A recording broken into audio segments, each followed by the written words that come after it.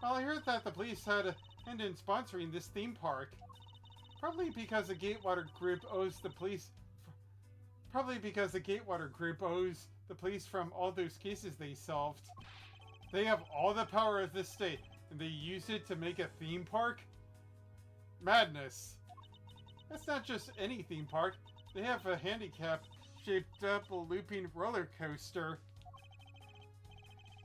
That's quite enough. I'm feeling woozy from just the thought of such a thing. I went rush until I inspected every suspicion, looking nook and cranny. What's this? There's nothing unusual about this area. This is the blue badger I met at the main gate. Excuse me, but his name is Proto Badger, not Blue Badger. He's based off the very first design created by the local police chief. You know, when you compare the two, the Blue Badger looks a bit cuter. Suppose as he continued to redesign him, the chief managed to make him cuter and cuter. Even humanity has come a long way when you think about how much we've evolved. Are we comparing the Blue Badger to humans now? And what have we here? It's a key. Ah! Why do I feel a laser stare aimed right at me? Did you want to take a look? Well, don't mind if I do. Oh, I see. Yes, this is definitely a key. I'm sure it's a key to do with something.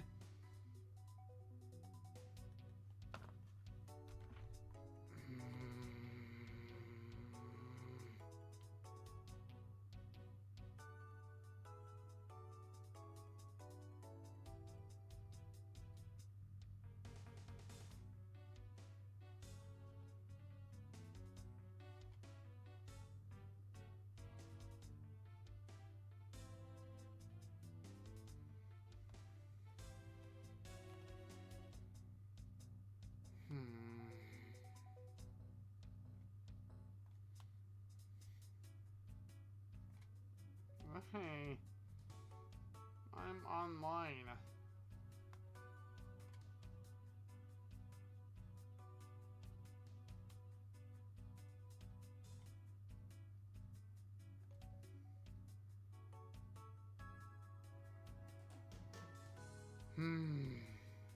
Network cable. The actual garbage?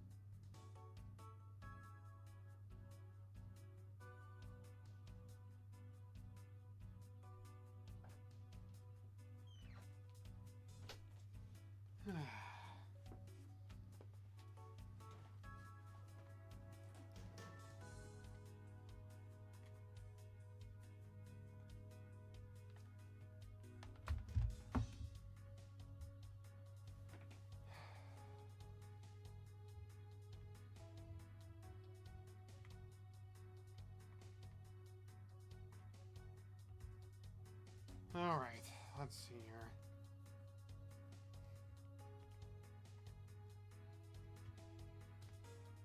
Well, I don't know where the stream X ended or whatever, or at least connecting.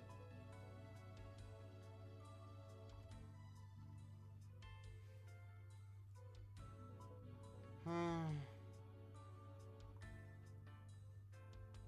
which case I'll have to restart this part all over again. Thank gosh it was just like the first 9 minutes or so. So, hold on moments while I do this again. Hello, this is Dry Oasis. I'm your host, and these two, as always, are my two co-hosts, Kirby and Sirlex. Say hello, Kirby and Sirlex. Hi-yo! And I hope that you've had a great stay, and if not, the rest of your day is better, or tomorrow is better for you. And hopefully nothing has... And I'm gonna try this once again, because that was odd.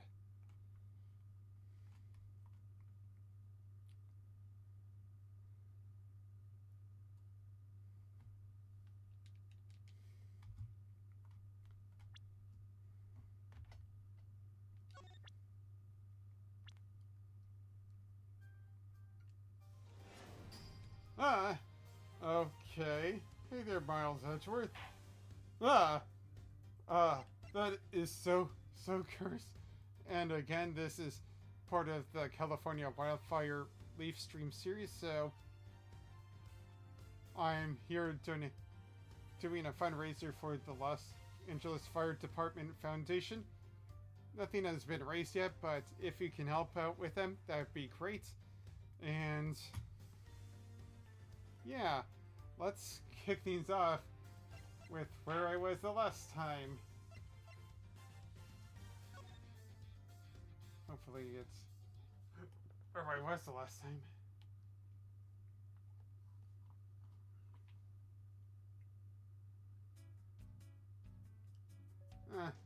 Nope.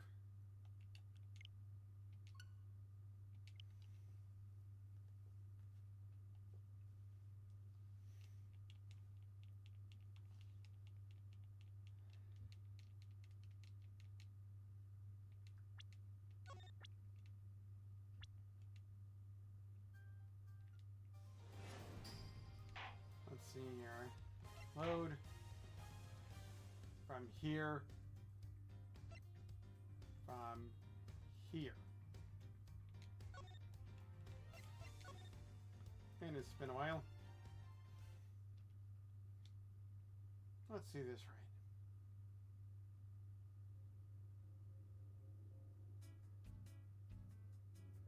right. Right? That's where you were. Man, why did they have to put the windows so up high anyway? How is a thief supposed to make her daring escape? I suppose we could make her way out if we were able to climb up these lockers. Haha, that's pretty clever. You make a good thief. Yep, Master Edgeworth.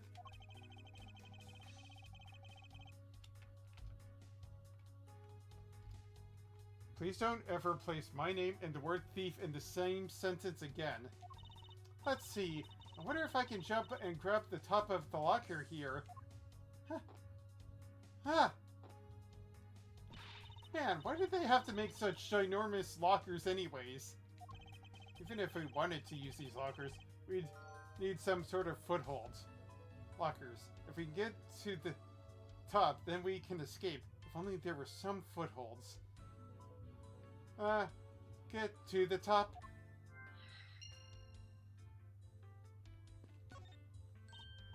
Hey, there's something inside the bottom right box. Oh, I think it's a pink badger costume. Pink badger? Badger, badger, badger, badger, badger, badger, badger, mushroom, mushroom. Badger, badger, badger, badger, badger, badger, badger, badger, badger, badger, badger, mushroom, mushroom. In that case, you better study up on the whole badger clan with this. What is this thing? Think of it as a Bible of all the things you'll ever need to know about the clan. Whatever, I suppose I can keep it as a reference guide or something. Blue Badger Bible. Jotted down in my organizer. Blue Badger Bible. Book detailing info on the whole Blue Badger family. I suppose this means that this is where they keep all the costumes? It certainly looks that way. It's like the Badger family's home. There are 8 boxes, but 7 of them are empty. Which means that 7 of the costumes are in use right now. Costumes. It seems that the costumes of the Badger family are kept in this isolation room. But aren't these Badgers the mascots of the police force? Well, I heard that the police had a hand in sponsoring this theme park. Probably because the Gatewater group owes the police from all of those cases they solved. They have all the power of the state, and they used it to make a theme park? It's not just any theme park. They have a handicap-shaped double-looping roller coaster. Handicap? Handcuffs-shaped. That's quite enough. I'm feeling woozy from just the thought of such a thing. Now, if Detective Gumshoe were here, he'd be really amazed. I won't rest until I inspected every suspicious-looking nook and cranny. And what have we here? Ah! Why do I feel a laser-like stare aimed right at me? Did you want to take a look? Well, don't mind if I do. Oh, I see. Yes, this is definitely a key. I'm sure it's a key to something.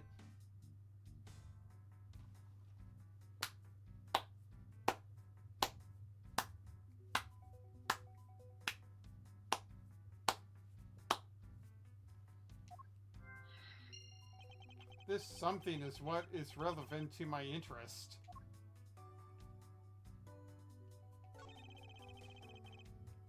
Really? Okay. What is this? It looks like the Badger, and it's looking as bad as ever. Looks like a costume head to me. I guess the Bad Badger's costume is, at the very least, a 2-piece, huh?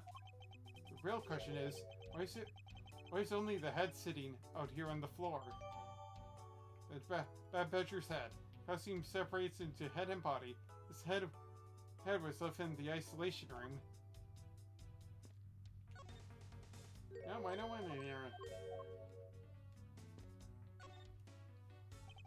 What is the... This is the beam I was tied to. Huh? What's up? I was pondering if perhaps we could make it over and out of the window if we climbed this. Good thinking. And if it's climbing action you need, just leave it to me. Thanks. This little hook looks like it might make for a good foothold. Up you go, Kate, and good luck. Count on it. Count on it. The great thief Yadagrossi spreads her mighty wings and takes to the skies. Here we go! Oh, Kay is not liking that. As I thought, this beam was definitely not made for climbing. What do you mean, as I thought? I'm not your guinea pig, you know.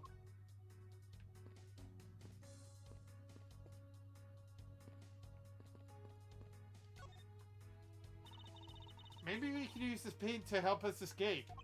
And what exactly do you have in mind? Well, we could paint help in really giant letters. And who, pray tell, would see these giant letters? We're inside a building. Okay, then how about we light the paint on fire and send out colored smoke signals? Anyone who saw it would think some crazy arsonist was about to call the cops. Actually, they might not be freebasing as I'm a thief and all. Let's try to find something other than this paint to use, shall we? But getting the place to go on here would be fantastic.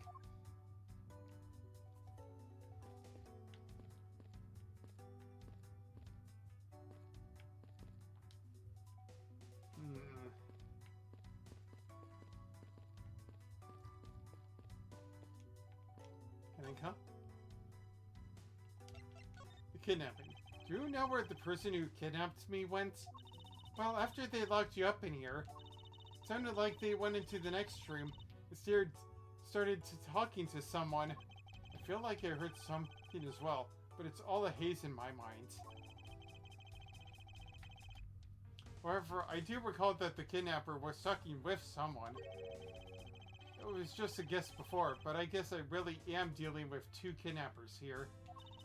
After that, they left. It almost seemed as if they were done with you.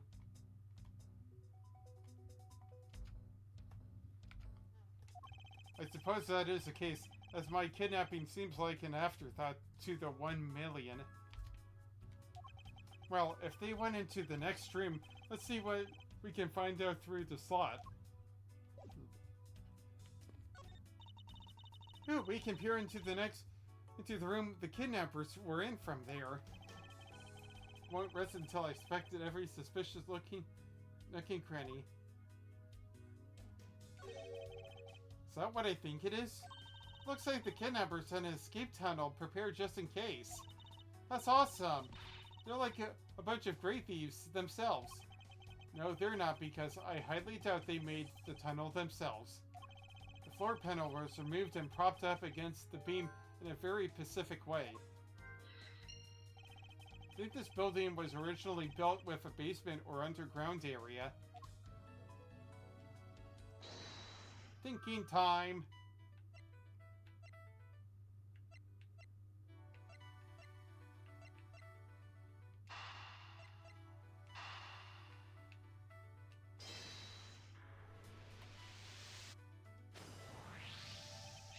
Just hook on this beam. You know, I already tried it. There's no way I can jump from this hook to the window. Come on, even you have to admit when something's just not possible. I wasn't about to suggest that again. Rather, that it's here for a different purpose. Really? Like what? As you saw in the adjacent room, it's clearly for keeping a floor panel propped up. Which means that there should be a panel in this room that we can open as well. Oh, I get it. We didn't notice its existence all this time because it was being hidden by this tarp. Alright then, let's fold this thing up and see what's underneath. Now this is what I call a treasure.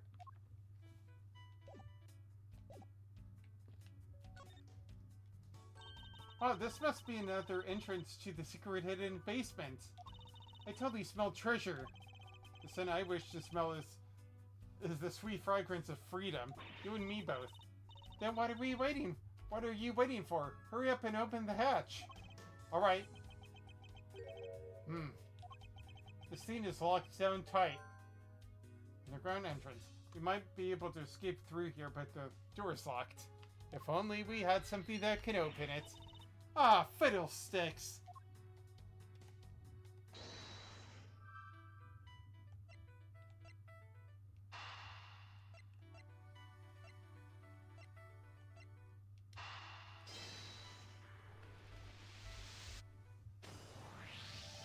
I believe you're up, Kay. Huh? Why me? Because we need to use the tiny key that you've taken quite a liking to. Oh, gotcha. Just leave it to me. I love the tense feeling of these moments when you're about to uncover something big. I believe the feeling of freedom would be so much more satisfying right about now. Alright, I got the secret door open, and now I die. Wait! Wah! Are you alright? Kay! I'm fine. The letter just slipped his hull. Thank goodness she's alright. I about had a coronary. Whew, same here. There's a lot of really large machinery down here. What about an exit? It's really dark and cramped down there, so I really doubt there's an exit. Ark, I can't believe that happened. You have only yourself to blame for leaping before you looked, you know. No, wait, I mean, how was I supposed to know that the ladder is removable? Looks like it can be easily removed, but is it really safe to use?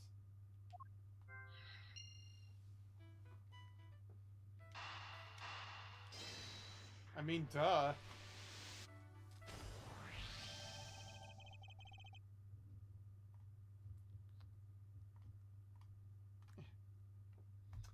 Figured out how we will escape this prison, Kay. Oh, so how are we going to bust out? Since that your reckless actions were of use after all. It seems that your reckless actions were of use after all. Are you actually praising me? More of a thank you for giving me an idea regarding this ladder. The underground ladder? What about it? This ladder isn't just for those who wish to go down. Oh, I see. If we use this... Yes, I believe it's long enough to reach the top of those lockers. Then what are we waiting for? What you waiting, what you waiting, what you waiting, what you waiting, what you waiting for? What you waiting, what you waiting, what you waiting, what you waiting, what you waiting for?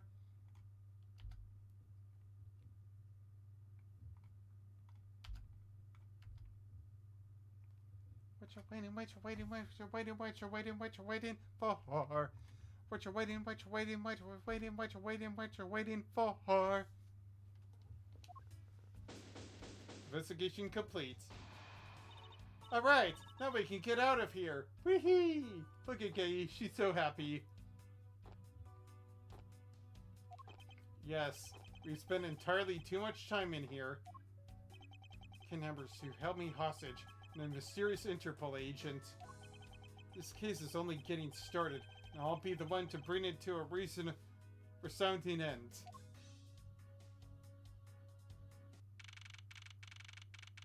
March 13th, 12:11 p.m. Wild West area. Is it the Wild West? You know, the Wild West.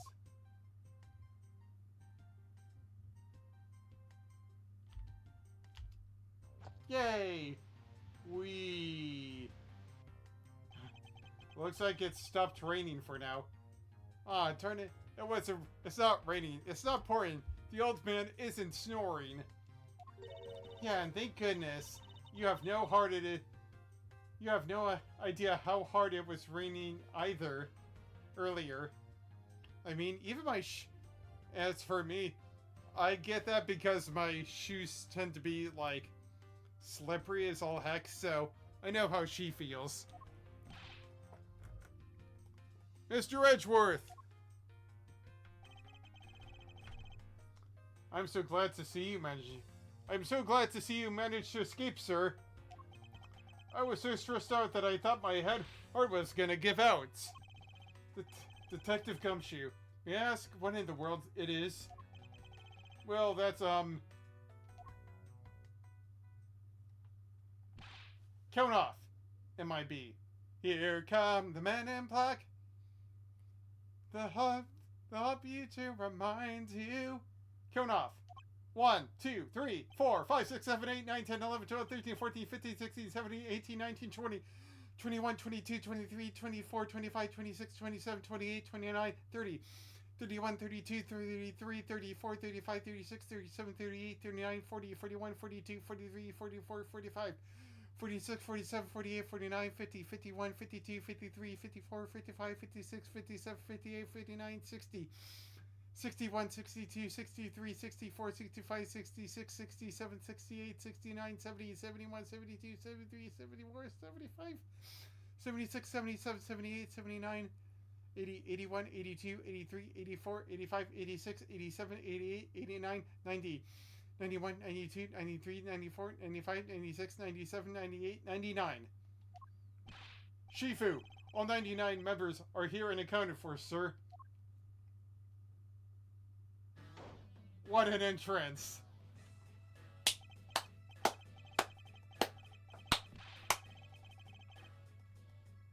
And now for one of the best songs. Hello there, Shark 87. Welcome from the Smackdown community to hear one of the best songs in the world.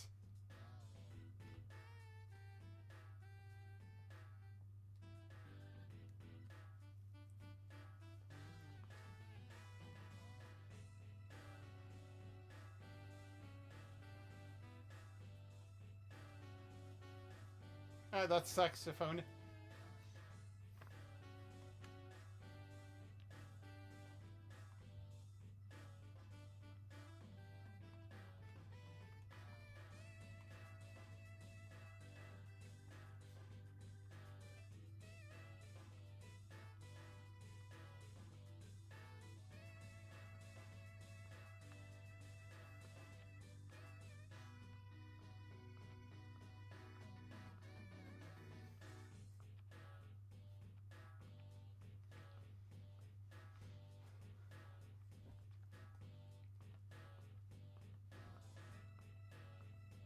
The perfect shot. It's like I'm being brought back to nostalgia right here.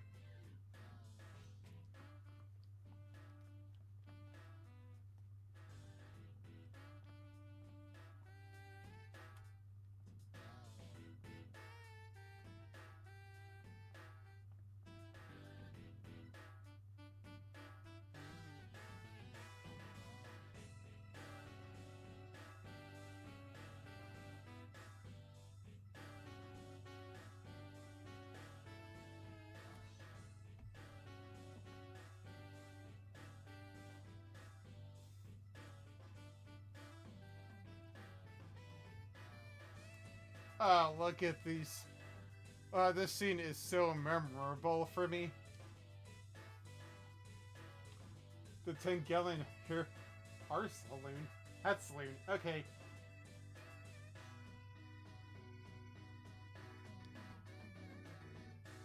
Yeah.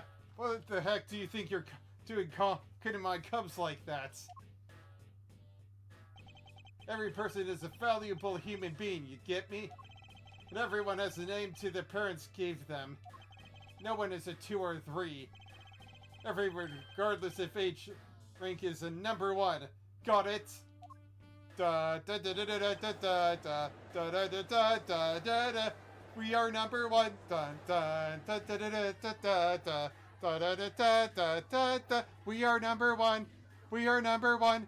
We are number 1. Hey hey.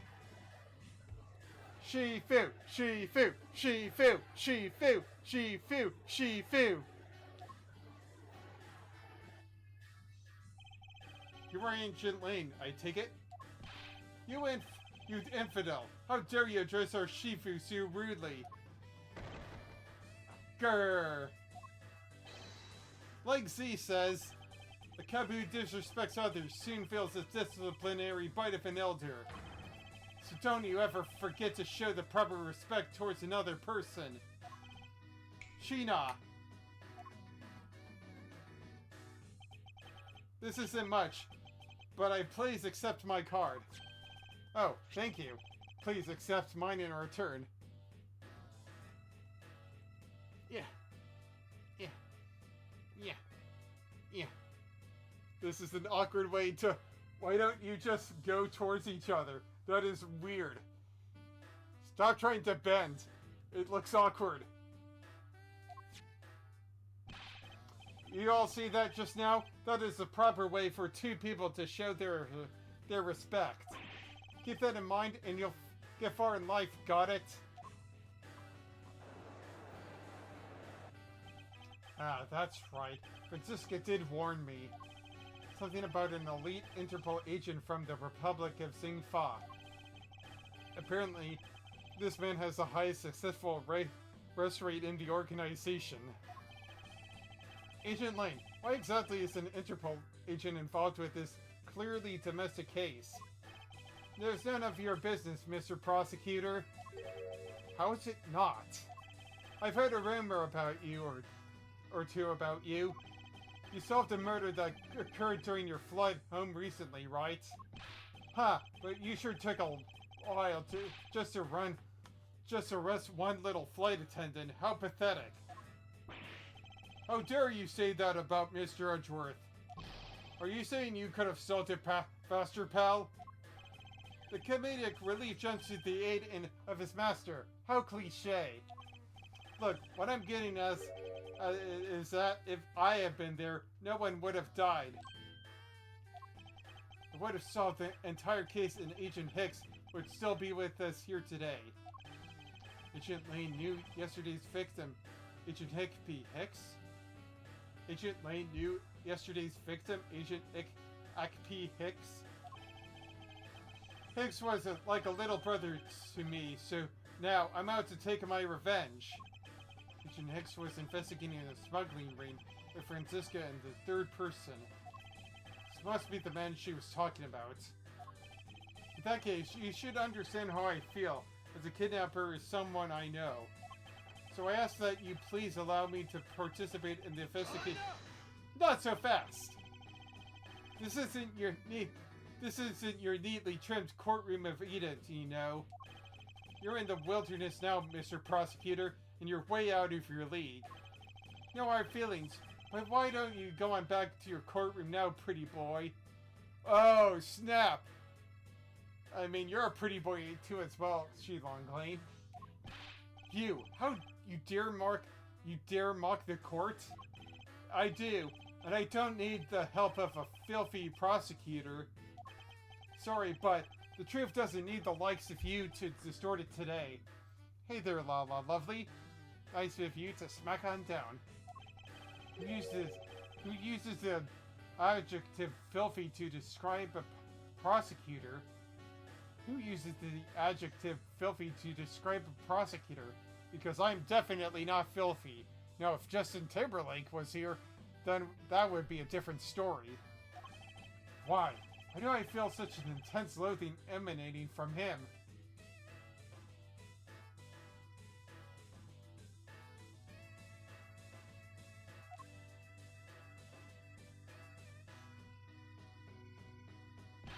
Alright, man. Good job on the perimeter around Gatewater Lands. Now just find me the kidnapper and bring the punk to me. Dismissed. Sir. Now then, Mr. Prosecutor, you just sit tight right here and don't cause any trouble, understand? Wait. And who was that girl with him? Mr. Edgeworth. It's been a while since I last met someone so disagreeable. Why of all places did he show up here? Why completely out of the blue at that? I suppose I'll have to ask Detective Gumshoe to fill me in on that. Detective, tell me everything you know. Punch. Ow, why do you do that, Mr. Edgeworth? Sorry, force of habit. Great job, Detective. Sir! For losing sight of me and the kidnapper, and allowing my investigation to be hijacked. Sir! I look forward to your next month's salary assessment. Oh no, anything but that. Not my salary assessment. But the case isn't lost yet, sir.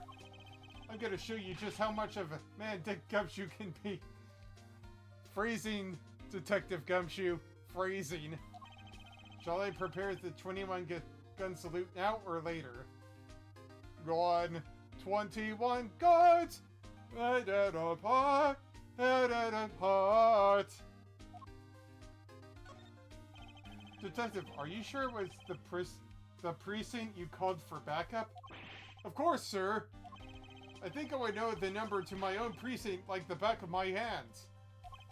But why did an interlope agent show up instead, with an army of his own agents? That I have no idea. About 5 minutes after I made the call, that Wolfman showed up out of nowhere, sir. Agent Lane definitely has an agenda, so the question is, what is he after? Mr. Edgeworth, I was wondering if I may ask about one thing, sir. Yes, what is it? What was that? The girl over there, I mean? Hi, I'm Mr. Edgeworth's assistant, K. Faraday. What? Funny, I don't recall making you my... Yeah, I'm Mr. Edgeworth's assistant. Me! It's been like that since forever. Since, like, Term About Memories, that one case. Sorry, but I just stole your support... Wow, what a jerk, eh? Sorry, but I just stole your supporting role. I mean, there's a female one, right, for the Academy Awards? Hehe. How can you say something so serious with that giant grin on your face, pal? Mr. Edgeworth, you got a thief on her hands, sir. She stole my role, sir. I'm taking her in, getting her convicted, and making sure she serves out her sentence. Wow. Oh, come on, it'll be fun, like musical chairs. You better stay fast on your feet. No way. I will not lose the spotlight to you, little girl. Little girl, I don't even know what's happening anymore.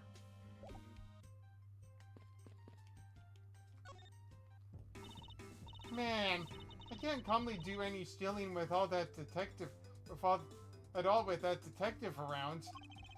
I suppose it's not easy when there's this many members of law enforcement in the vicinity. It's alright. It's not like I'm in a hurry to steal just any old thing. Which is it? Do you plan to steal something or not? Quite the mystery, this one. Maybe I should talk with her a bit more. So what are you going to do about your investigation into the kidnapping? Good question. The ancient lane feels authority to investigate this case now. This makes things a bit more complicated. Oh, come on. You can't let that stop you. I'll even lend you a hand, so let's go. But you're self-perpetrated great thief, are you not? I don't believe I can let someone of an unlawful nature participate in an investigation. You don't like to listen, do you? I'm not just any old great thief. I'm the Yatagrasu. And as I said earlier, the Yatagrasu is only after only one thing and one thing only. One and only one thing. What is this one and only one thing that you're after? The Yatagrasu is only interested in one thing, and that is the truth.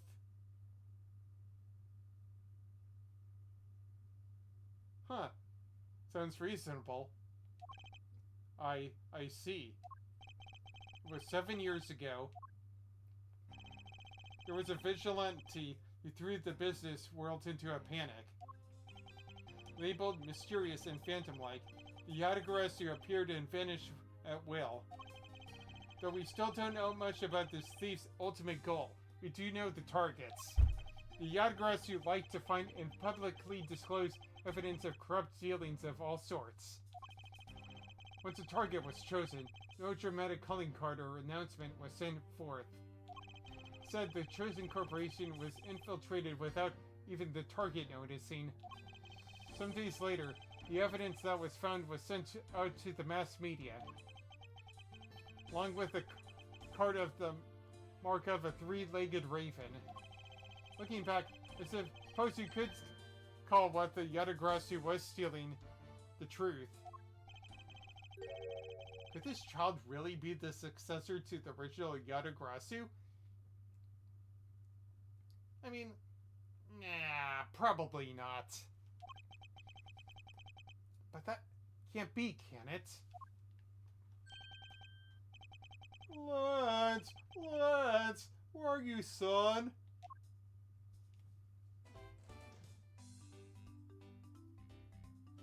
What is with this ragtime thing?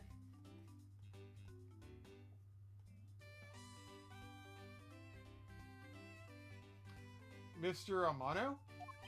Oh, Miles, my boy! I'm sorry to involve you in such an affair with just after you've returned. For you, Mr. Amano, I'll gladly offer my assistance. After all, I have you to thank for how well things turned out during my time abroad. If it wasn't for you, I may not have been introduced to that law office and had the chance to study the inner workings of another country's judicial system. No. Think nothing of it.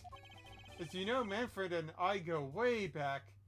That doesn't seem suspicious at all. I consider a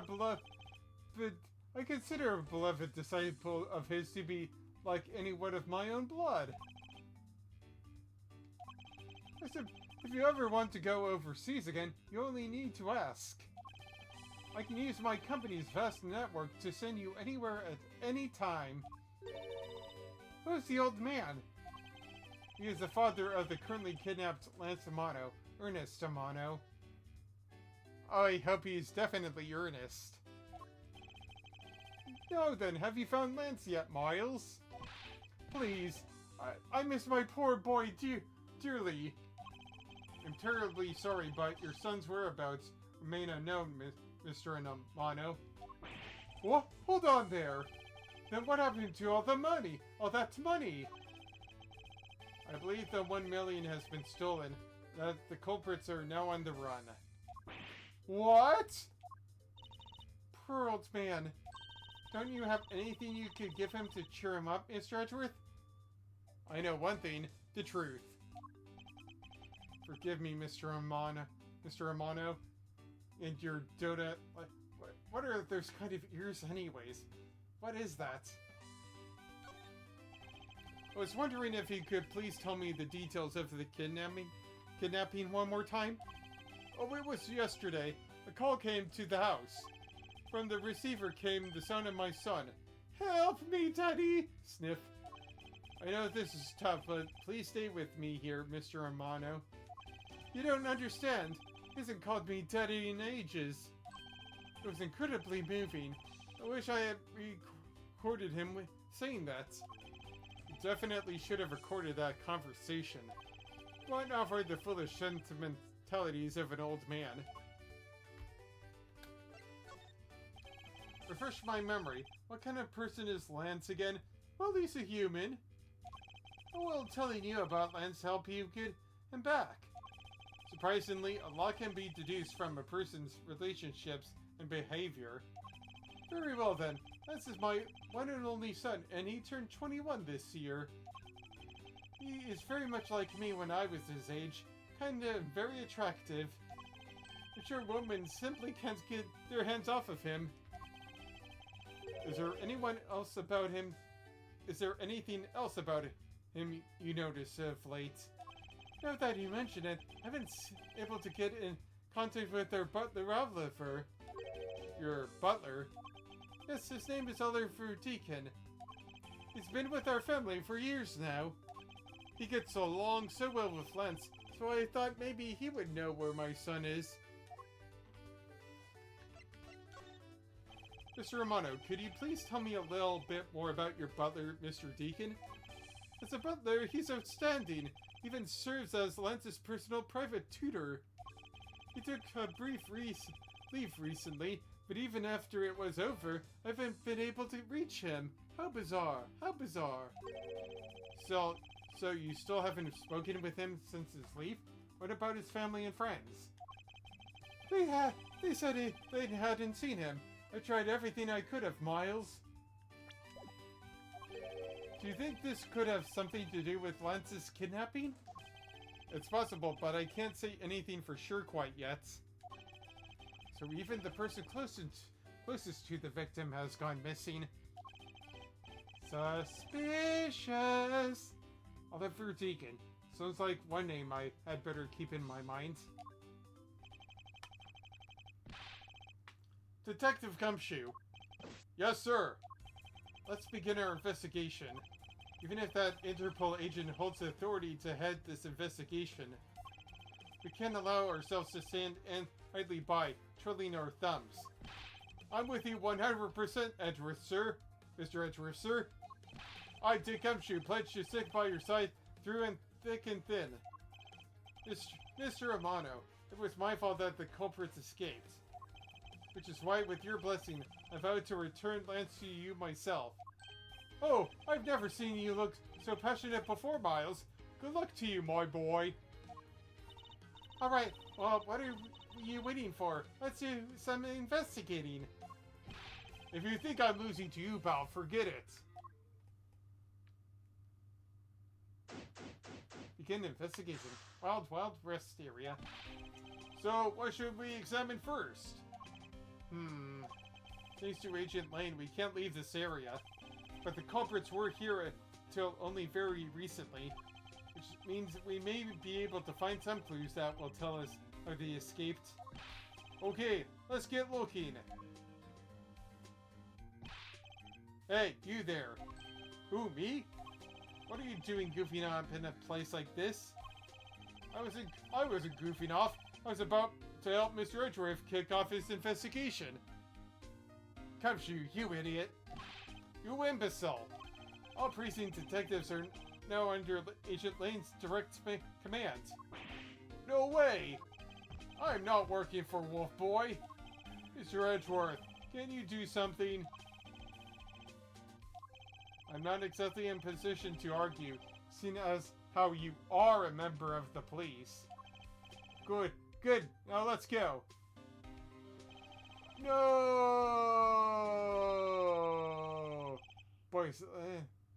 Boy, have I got something for your talents. Well, that was exciting. Okay. What? Can't you tell I'm all ready to get down to some detective work? You should go home. Your parents must be worried about you. Oh, come on. I finally get to be your assistant, and you try to ditch me? Did you abandon pants? I don't recall offering you the position. Why do I always have to be so difficult? Why do you have to be so difficult? Besides, it's already too late, you know. Like I said, I've already stolen the position of assistant a while back. Huh, you're the only one asserting that. Well, by the time anyone notices, it's already gone. That's a Yatagarasu way. You shouldn't speak so lightly of things you know nothing about. Fine, whatever, you win. Go ahead and do your little investigation. But the assistant kid is gonna tag along no matter what you say. Even if she turns out to be useless, she's not going to listen to me. Might as well surrender and let her come along for the ride. I want to take her for the ride. Da da da da da da da da da da da. I'm gonna take her for a ride. Da da da da da da.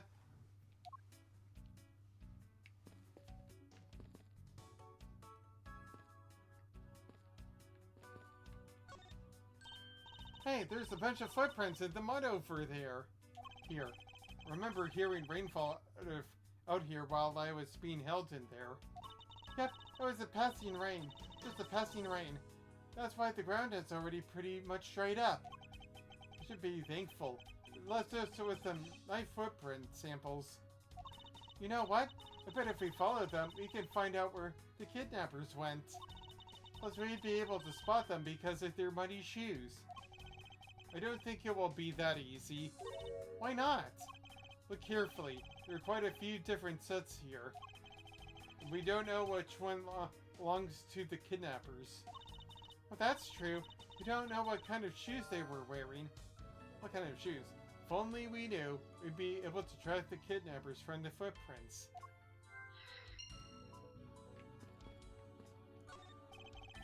Excuse me, but if you could just let me through here. Sorry, I can't let anyone through. Agent Lane's orders. Suppose I'll have to deal with this impasse for now.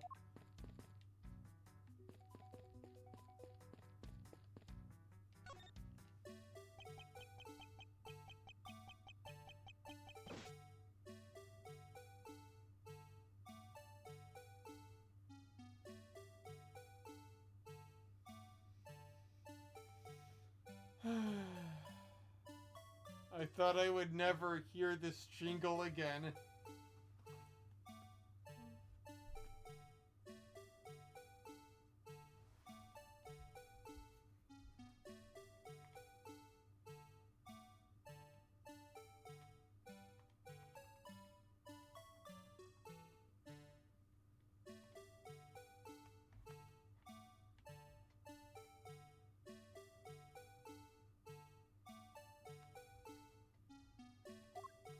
Hey, that's the Blue Badger!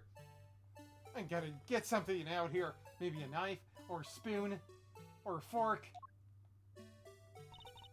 Badger gets! I really don't understand why she's so excited over this badger hunt. Speaking of badgers, there's a person inside of there. Mr. Badger, if I wonder if you might share with me what you saw?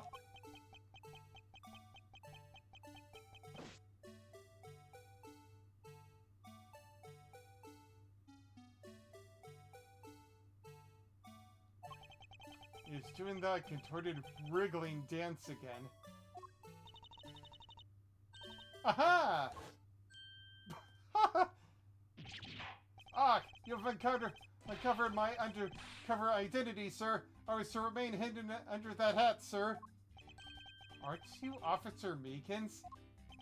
Sir! Mr. Mike Meekins reporting for duty, sir.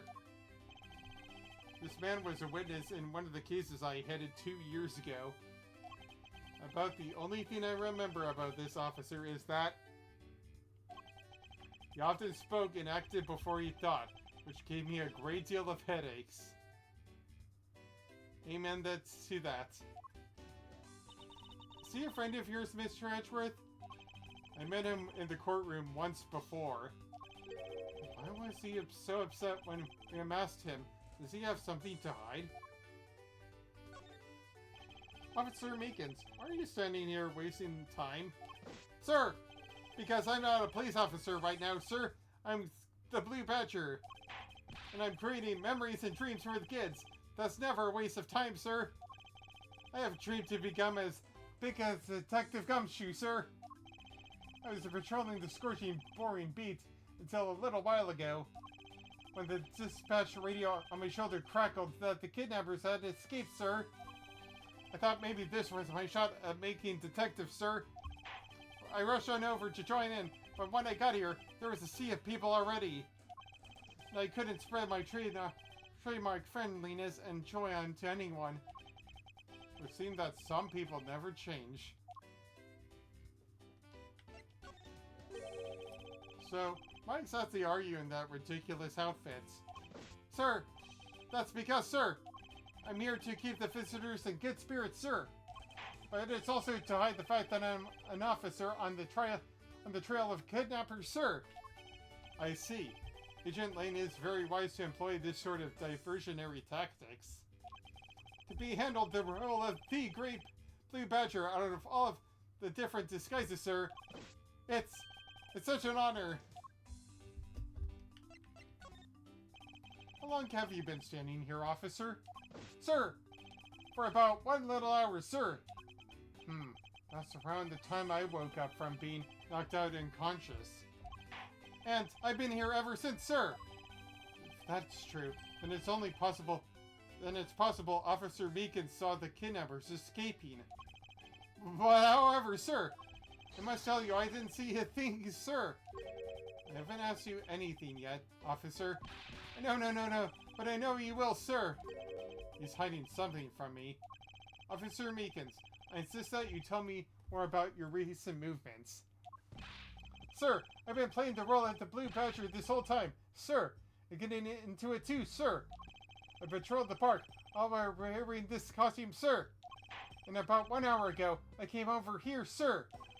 I haven't seen any suspicious-looking people this whole time, sir. But I did see a badger, sir. A lone blue badger. What you said that just now is contradictory to the facts. How so, Mr. Edgeworth? This is what Officer Meekins says and contradicts.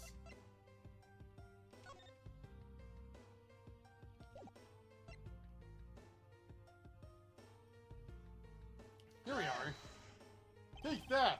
Officer Meekins, let's back things up. Let's ask you about your last statement. Sir, of course, sir. If that's what you wish,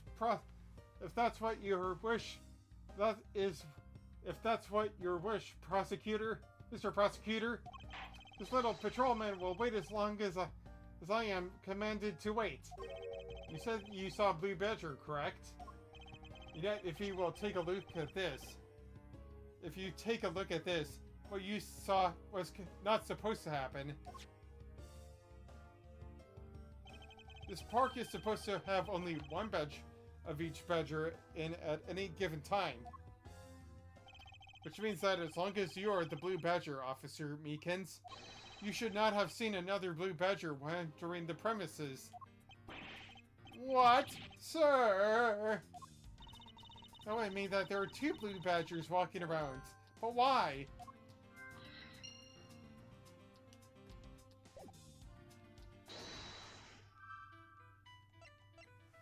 Second Blue Badger. There's only supposed to be 1 Blue Badger in the park, but a second was spotted. Maybe? Yay! Second Blue Badger that shouldn't exist. Clearly, the true identity of the person underneath is... Oh, I know! It's one of the kidnappers, right? The person who wore a costume to get away. Precisely. After all, the costumes that went missing from the storage area are a Blue Badger, a Proto Badger, and a Bad Badger. Yes, those three. So there are three funny badgers running around in the park somewhere, huh? Stolen costumes. Kidnappers stole 3 costumes. A blue, a proto, and a bad badger. Bad badger. You go back to the storage room to where you belong. Stolen costumes. Did I jot it down in my organizer? Costume escape. The identity of the second blue badger was probably the kidnapper in disguise.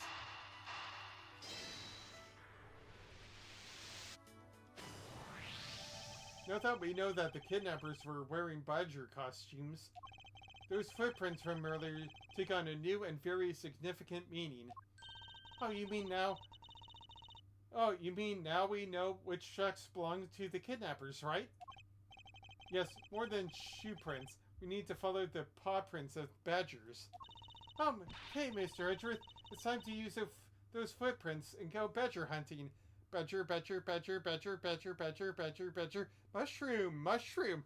Badger, badger, badger, badger, badger, badger, badger, mushroom, mushroom.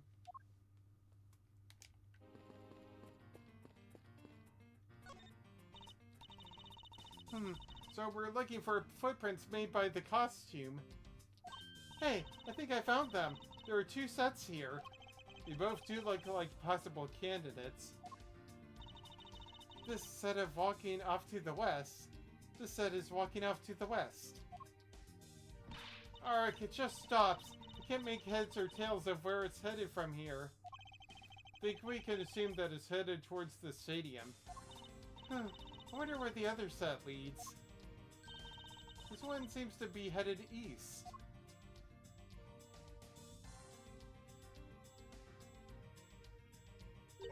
Huh? Quick, Mr. Edgeworth! I've got him! I got one of the culprits! Yeah, I want to punch him! I want to punch him so hard! He's so punchable! This Mike Meegans needs to be taken away, here and there. With a quick jab and he puts up there. Ah, no! I'm not a kidnapper, sir! Don't, Kate. Clearly these footprints belong to Officer Meekins. But our criminals were each wearing a costume. Ah, maybe they came over to this garage for something? That's what I would suppose. Officer Meekins, if you could step aside for a moment. We need to examine the garage. Sir! Roger Wilco, sir! Wonder what could be behind here. Let's open the shutter and see what we find. Maybe we'll find the kidnappers hiding inside. Ah! A dead person! What in the... We seem to have stumbled across a dead body. She must be in severe shock to have seen the first to find it. Now then, who is this man? It's Oliver! Mr. Romano, are you saying that this man is... Yes, he's my butler. How could something like this have happened? Indeed, why is Mr. Deacon here to begin with? I better investigate this crime scene quickly before Agent Lane or his men return. I mean, there's one on the right, but we don't need to tell them anytime soon. Kidnapper's footprints led right to this garage. Right to a dead body. Is it possible one of the kidnappers is now a murder victim? Victim was kidnapper? Only in a kidnapper's prints led to a body. Was the victim in a costume? From my cursory examination, I believe that this man died of a fatal bullet wounds. Shot dead. You sure are calm for someone who just found a body. Lady, I've done this several times. It's only natural. It's surprisingly what one can become accustomed to in the span of 2 days. I won't rest until I inspected every suspicious-looking nook and cranny. Nothing unusual about this area.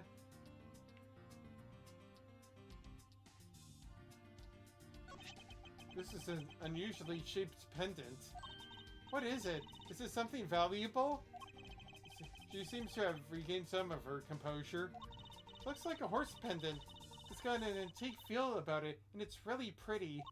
Hold on. This is made of platinum silver. Nice. It is worth something after all. Oh, and look. There's something written on the back. Colin Devray. It's a name. Colin Devray? This man's name is... As long as that Interpol agent has controlled this case, I'm not going to be able to have a real autopsy done on the victim. I'm no doctor, but let's see what I can piece together myself. There are 2 gunshot wounds, one in his abdomen, and one in his shoulder. So that means he was shot twice? No, I don't think so.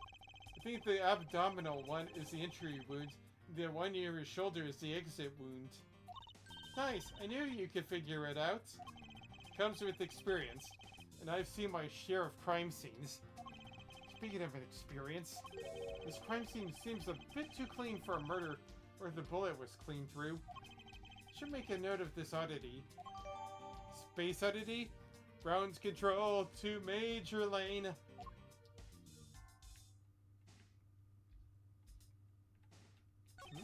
There's nothing you... Are you kidding me? There's something hiding there. What about what he's probably holding on to? Alright.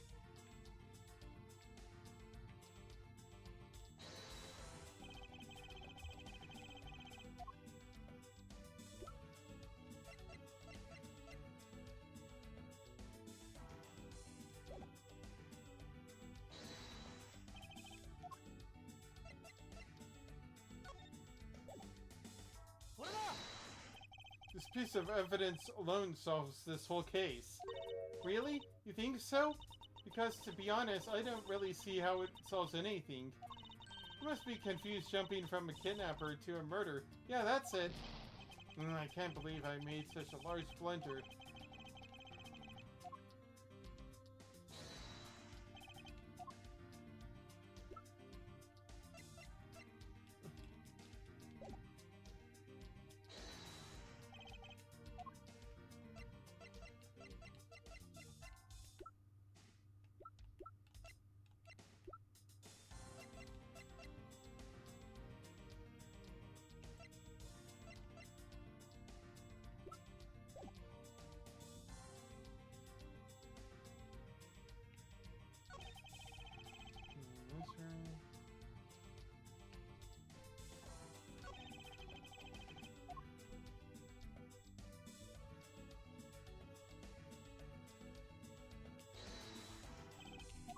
Maybe it's that? Eureka! There's something not right about the name on the pendant. The victim is the Mono family butler, and his name is Oliver Deacon. But the name on the pendant is Cullen Devray.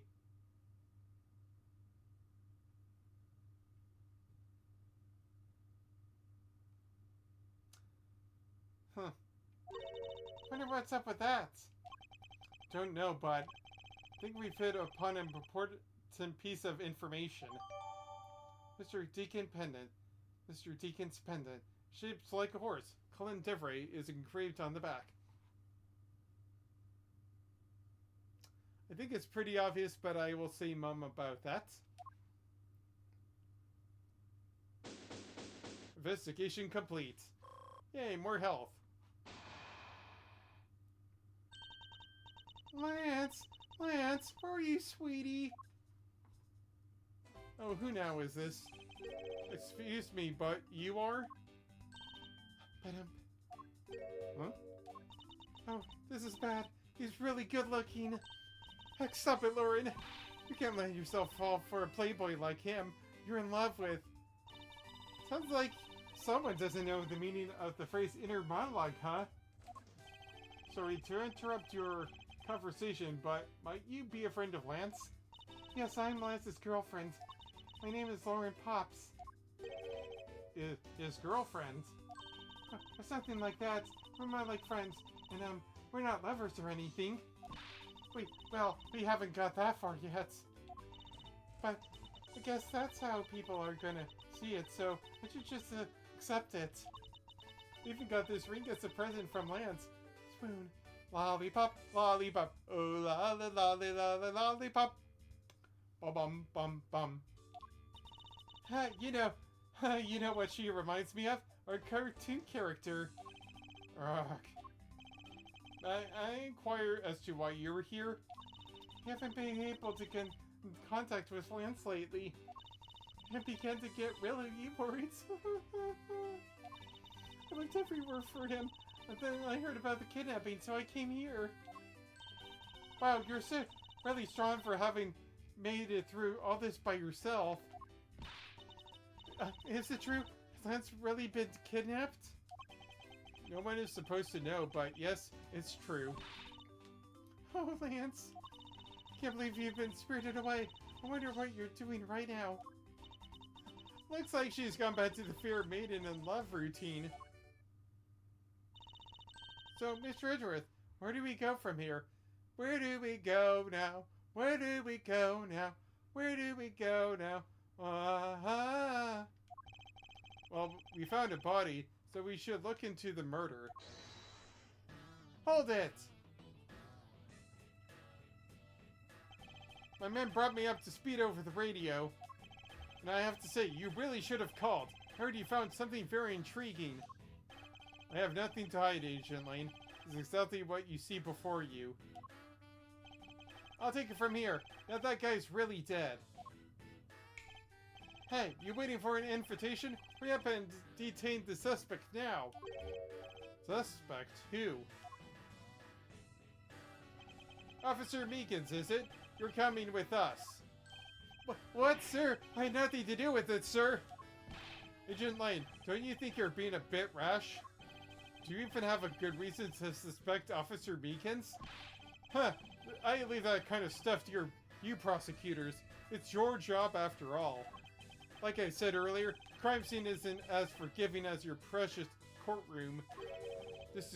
That's your answer? I know you like your logic and reasoning, but that sort of impractical fluff is not needed out here in the field. All you have to do is arrest suspicious person after suspicious person. That's how you eliminate crime from the streets. But that's also precisely how you unnecessarily arrest innocent people by mistake. Innocent people? Nonsense! There's no such thing as an innocent person. We've all got a blemish or two in our hearts.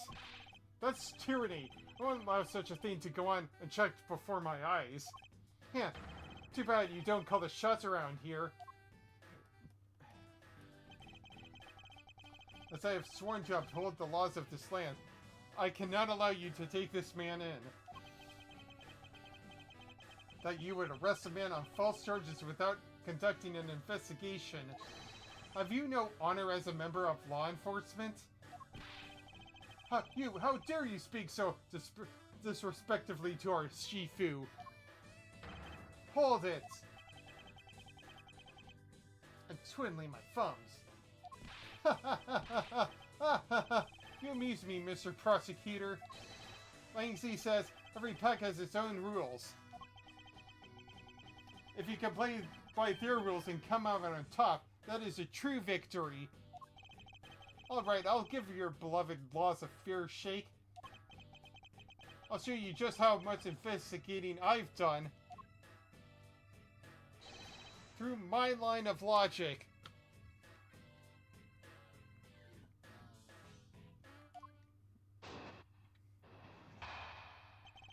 Sheila Lang's logic. I've seen a lot of bodies like this one being carted off in my time. I can say you're shot in a single glance, but even you figured out that much, right? With your current gun laws, it's not exactly to get your hands on a gun. Not unless you're a member of law enforcement like Officer Meekins, isn't that right? That is your reasoning? Solid as a rock. Solid as a rock. It's based on the philosophy of detainment. What's this philosophy of detainment? Huh, you don't know? In that case, pay attention, girlie. In my country, the criminals have a saying. Beware of the wolf. Why the wolf? Because in my language, lang means wolf, and you don't mess with me or my pack. And as for the detainment philosophy, its father, its father is my honorable ancestor, Lang Zi. You think that I've heard of him and his teachings if he is that famous. Give me that, will you? Thank you. Lang Zi developed as he worked to lock criminals away thousands of years ago. To this day, the Zingva police still trains its recruits using his philosophies. But thousands of years ago? That makes her story as believable as a fairy tale. Anything wears stone and breaks over time. Do you really believe something as ancient as that can be applied to today's world? You want to put it to a test? Well, I'll put it to a test if I... There's still time to put it to a test, but I do need a little drink of water in a little bit. Look at him. The perfect model. The perfect shape. He's just so perfect. The perfect voice. The perfect coat. Oh man, he's so amazing that I just want to go to intermission to stare at him even more. And then I will do, taking a little bit of a break. So we can look at this amazing model down there.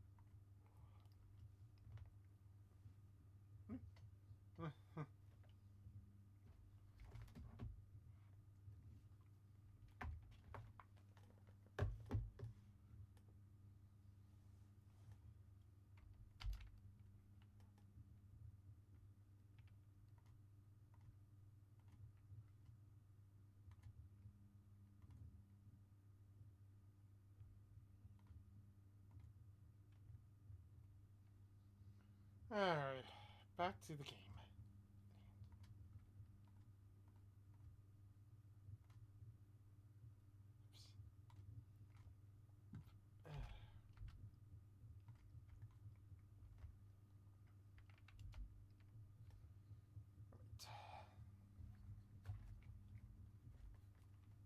Look at its eyes. So dreamy.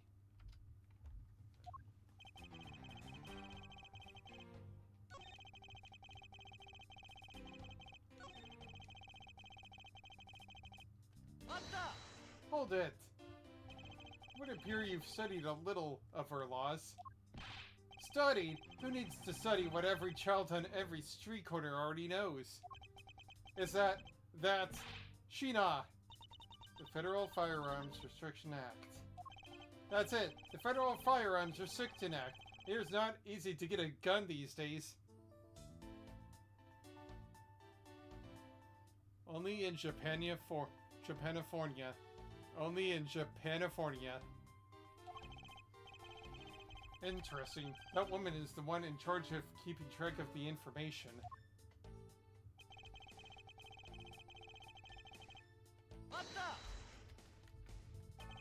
If that's the case, there are plenty of other officers who might be potential suspects.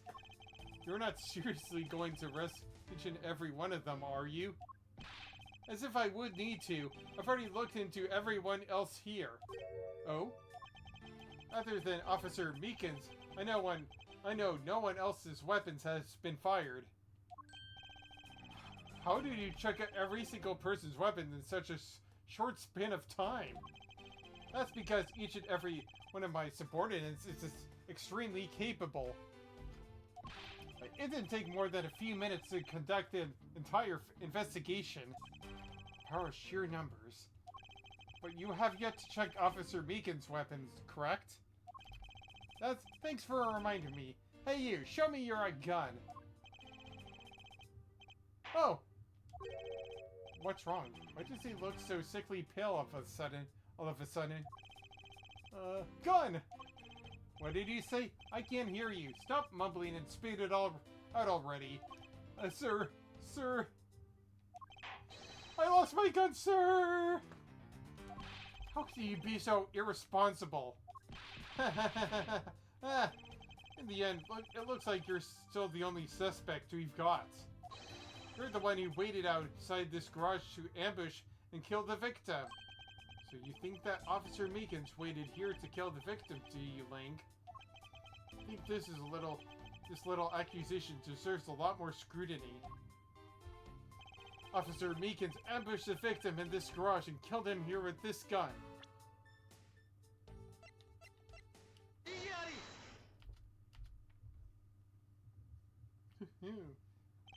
Unfortunately for you, Agent Lane, that is simply not possible.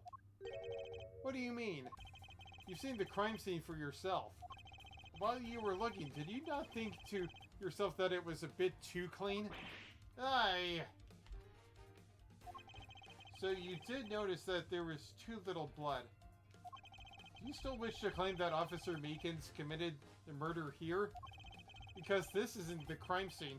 If it was your men who led you to think it was, then I suggest you leave this case to the local police to set the record straight. Oh boy! Grr! Not bad. I see your logic can be just as sound as mine. In that case, let me ask you this. Don't you think it's a little weird that officer was hanging out around here in the first place? Weird. How so? Hey you! Your squad's not even supposed to be in this area, right? What were you doing neglecting your duties and loafing around here? Don't you dare give me some lame excuse like I found myself taking a walk. But sir, all I did was really take a walk, sir. I really did take a walk, sir. You're a disgrace. How dare you take your obligation so lightly? Officer Meekins is looking extra meek. Is he hiding something? Mr. Retro, sir, please, sir. See me the way you did earlier, please, sir. Officer Meekins, please give us a detailed account of what happens. Sir, you too.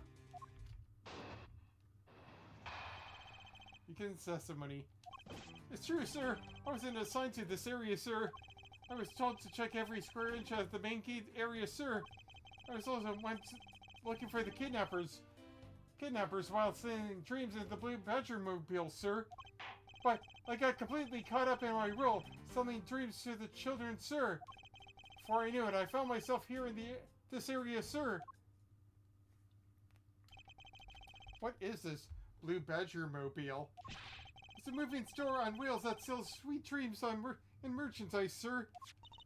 So the Blue Badger mobile is just a roaming souvenir shop?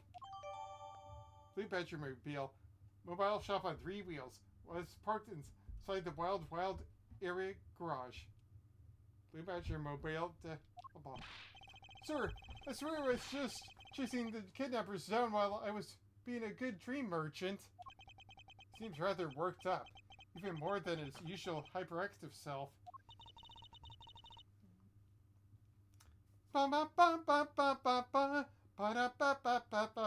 He sure seems to be of what he's seen. Can you try to calm down and lower your voice to a more reasonable level, officer? Sir! Rogers! Sir! Roger, sir!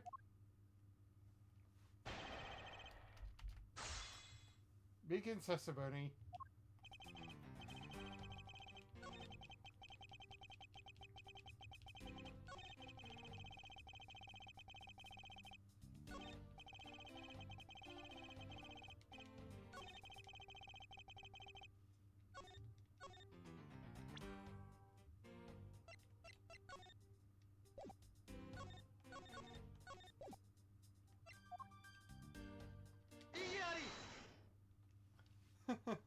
You goof.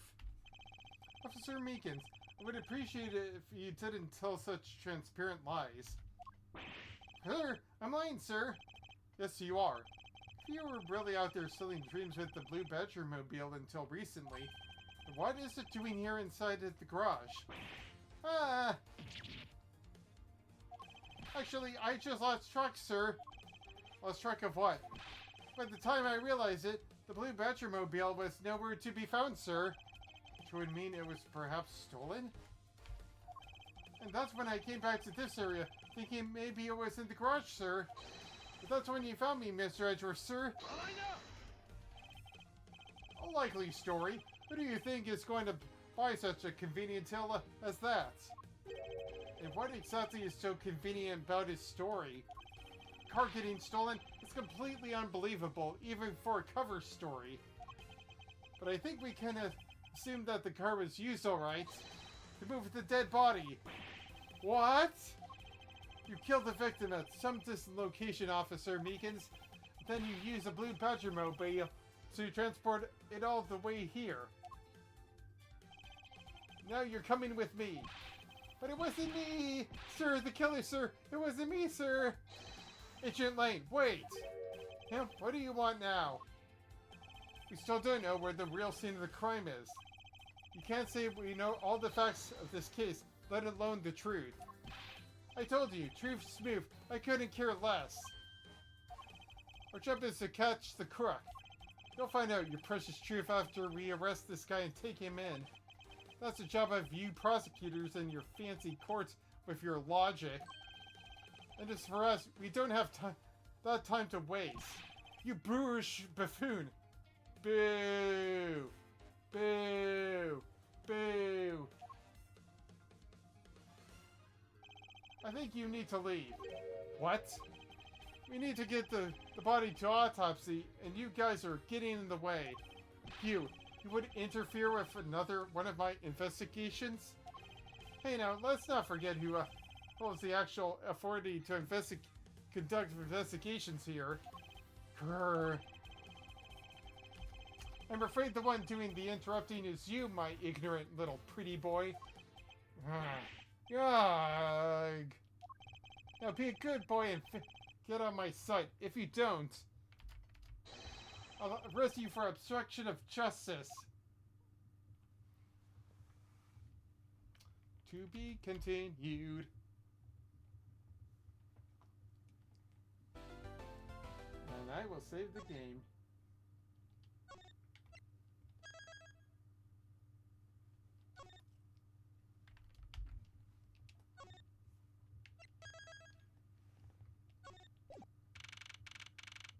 March 13th, 1:22 p.m. Gatewater Lands main gate. Chased out like a pair of peasants. Mr. Edgeworth. Yes, Kay? There's something even thieves should never steal. Do you know what that is? You really shouldn't steal anything, however I'll bite. What shouldn't a thief steal? A life. It's too heavy of a burden on your soul to get away with ever. That's something we can agree on.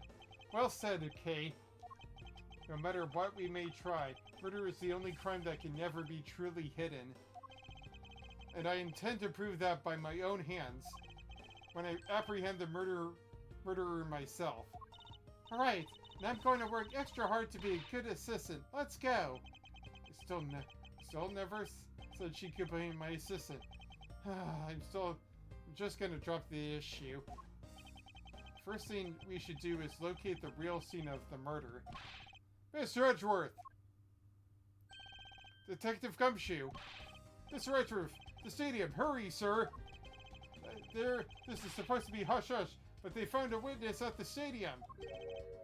Witness? You, what did we tell you about leaving your assigned post?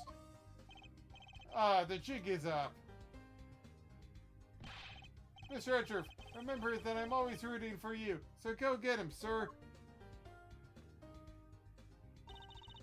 Those detectives sure look like they're enjoying themselves. For finding a murderer and a kidnapper? It's not all fun and games, Kay. No then, let's head to the stadium and meet this witness.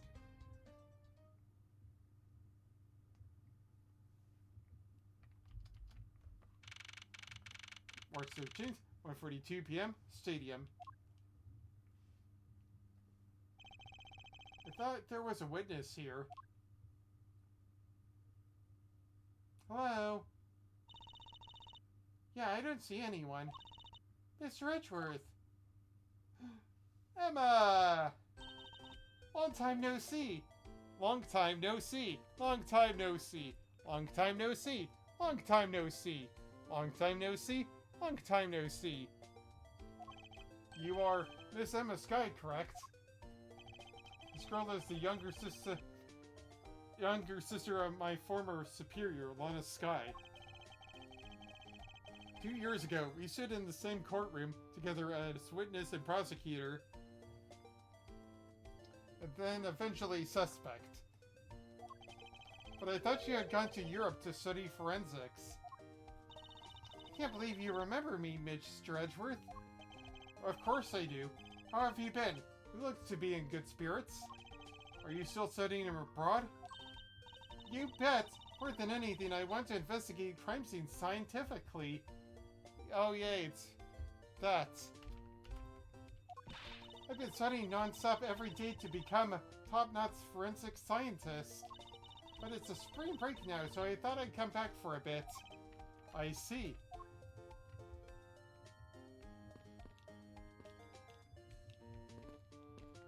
I can't talk to you. Yes?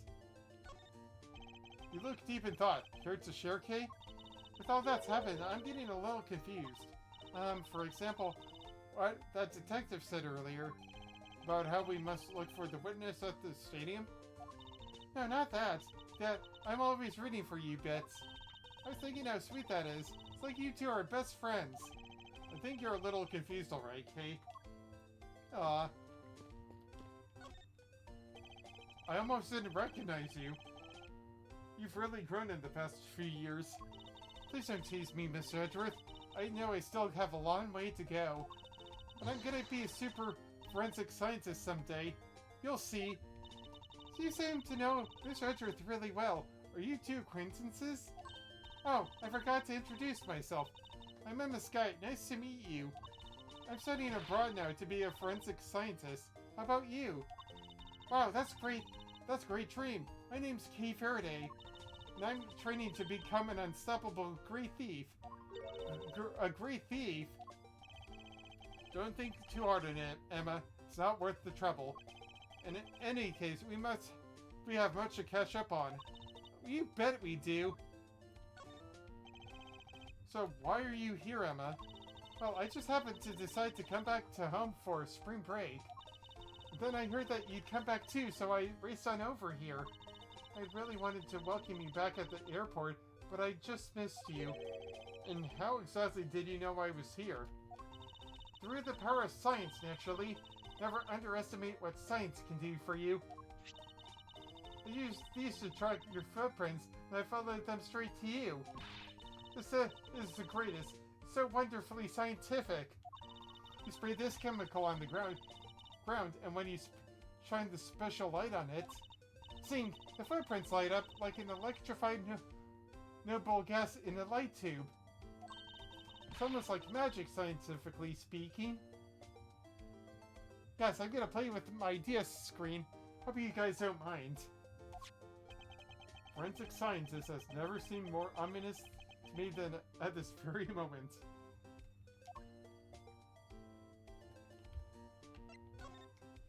I'd like to ask you about what you witnessed. Huh? What are you talking about? Are you not the witness Detective Gumshoe told us about? Well, I did get a call from Detective Gumshoe earlier. He was practically yelling at me. Mr. Edgeworth needs your scientific doohickeys right now, pal, he said. What was that man thinking? Rather, not thinking. So let me guess, there's been a murder, right? Yes, unfortunately. There's a sudden glint in her eyes. But I need to keep my mind focused on the witness. Now, where did that person go? I assume this is another Badger-mobile? Yes, but it's a different color than the Blue Badger's car. Yes, this is the redness searing pink model. What's that off in the distance?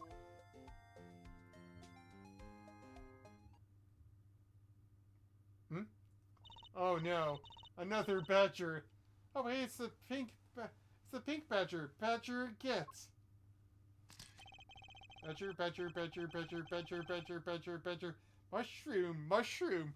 Badger, badger, badger, badger, badger, badger, badger, badger, badger, badger, badger. Mushroom, mushroom. Just what does she see in these silly things?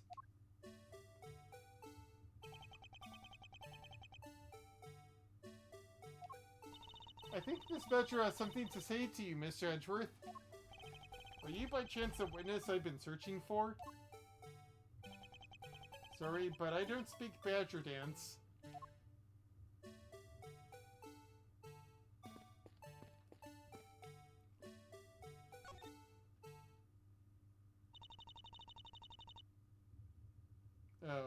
Okay.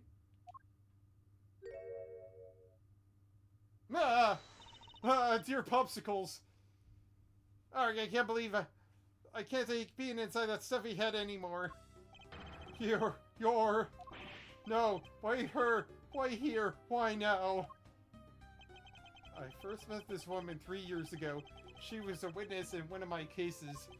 She has since gone out of her way to pop up unexpectedly and cause me great grief. G-Poo! Why couldn't you understand what I was trying to tell you? I mean, really? I was trying so hard to keep this kid's dream alive by staying in character. But you could pick on what I was trying to convey to you. I'm sick and tired of that roundabout way of talking, so I'm going to be just direct. I had a bad feeling before, but this just made it official. Today has gone beyond the typical not binding into the realm of waking nightmare. Oh, so you're a friend of Mr. Edgeworth too, Miss Pink Badger? You could say that, but right now I'm just a Pink Badger, dearie. She may look the part, but I know better than to trust my eyes around this woman. My name is Wendy Old Bag, but you can call me Wendy or Granny or whatever suits your fancy. Nice to meet you, Miss Old Bag. I'm Kay Faraday. Huh, what do I care about one young whippersnapper like you? Yeesh, I'm just trying to be polite. Weren't you a security guard at one of the Gatewater hotels the last time we met? Huh, I got where I'm needed. I'm very good at what I do, unlike the youth of today. I get called in all the time to fill in when there aren't enough hands. But enough about me, G-Poo. I'm thoroughly dejected. dejected right now. I finally get the chance to see you again, and here you are talking with two young girls. Men are all the same.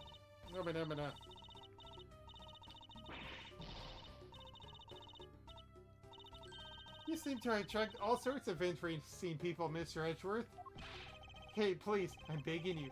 Please, by all means, do not provoke her any further.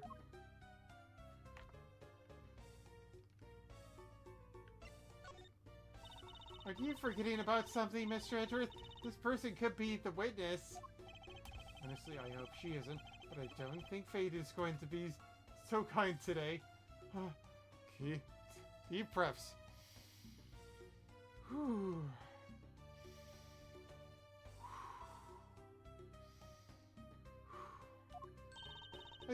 I saw what happened. I even saw the exact moment it had happened. How's that? So it's true. She is the witness. I don't suppose I can afford to ignore the old spag. Yes, it was just a little while ago. I saw it happen right in front of me. The moment of the murder. You mean you witnessed someone being killed right in front of your eyes? Sounds like a pretty important piece of testimony to me.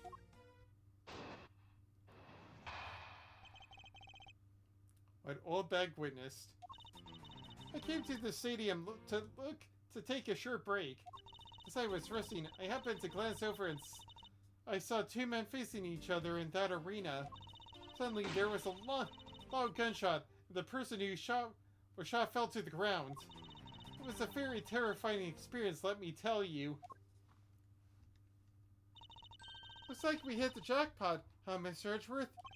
Yes, I can't afford to ignore what she has to say. Fortunately.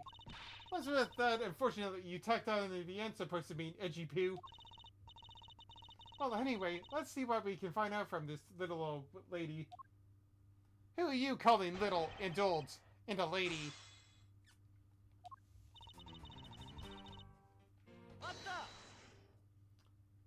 You mean you took a break from being the pink badger? You may not think it, but it's hard working keeping kids' dreams alive. You smell of sweat, your hips creak with pain, you even begin to dream about work. That's the kind of story that would scare a child for life, you know. Well, that's why I chose to come to take my break here, whippersnapper. I don't plan on playing the part of the dead badger in front of a bunch of kids. So, what did you see while you were the pink badger were resting? Oh, yes, well...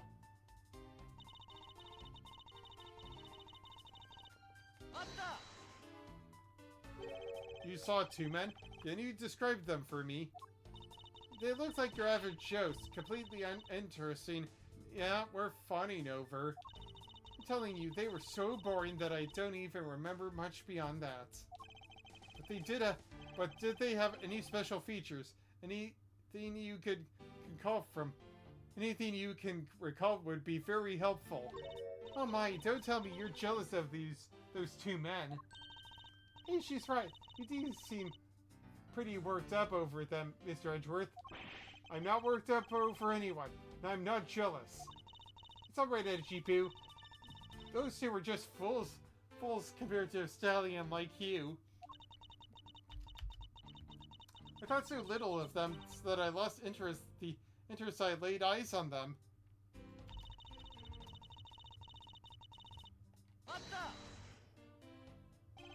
You're claiming to have seen the exact moment which the murder took place? Absolutely. That gun made a terrible racket when it was fired. You didn't go try to help the person that got shot? I'm only one person, you smart alecky brat. What could I have done? But I took off as soon as I could to find somebody who could help. Two men, one bullet. It's all consistent with what we found out from the body. Sadly, there wasn't exactly a lot of new information to go in your testimony. Well, if I saw the guy again, I'm sure I could identify him for you. I mean, how do you expect me to remember anything without something to jog my memory? Self-centered, aren't we? While it was something useful, her testimony also presents us with a new problem. Mr. Edgeworth. Yes? So, about this new problem, what is that giant grin on your face for? Do you want me to show you something really nice? No, thank you. Don't be so mean. I'm sure it's something you're going to like. What is that gadget you're holding? Is it a cell phone? Well, you see, before you is the secret weapon of a great thief. Ah, I should have known it would be worthless. Ah, don't be like that. Ahem. What do you think now? What is it doing? It's projecting something into the air. I'm going to input the necessary information to run the simulation now. Okay, once I'm done, I'll increase the size of the projection to its maximum size. Dark skies of evening, when no other bird dares to take wing, one alone remains all seen. Now witness the true power of a great will modern-day Robin Hood.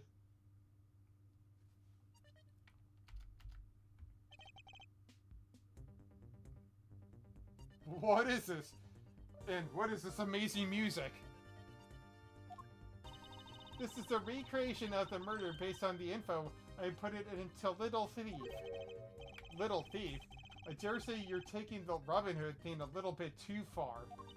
Little Thief is actually meant to be a simulator for me to plan my thefts. But I suppose if I used it like this... Let's see, Miss Oldbag said that the two men were facing each other. Then a gunshot rang out, and the victim fell to the ground. Ah, so with this we can inspect the crime scene as it was in the past. See? So what do you think?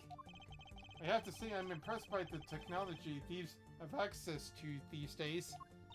Well, it is the super secret weapon of the mighty Yadgarasu. Indeed. Oh, but if there isn't enough information, or if something is out of place, the recreation could come out a little strange. In other words, I can use this to authenticate the validity of a witness's testimony. You got it. Really catch on quick, Mr. Edgeworth. Right now, the simulation is a recreation of the witness's testimony. So for now, I should re-examine everything. If I find anything illogical or strange, I can then ask for clarification. Feel free to examine anything in this simulation the way you always do. You can even present evidence when you find a contradiction. When you find something, I've got Little Thief with me, so you just let me know, okay? Stadium.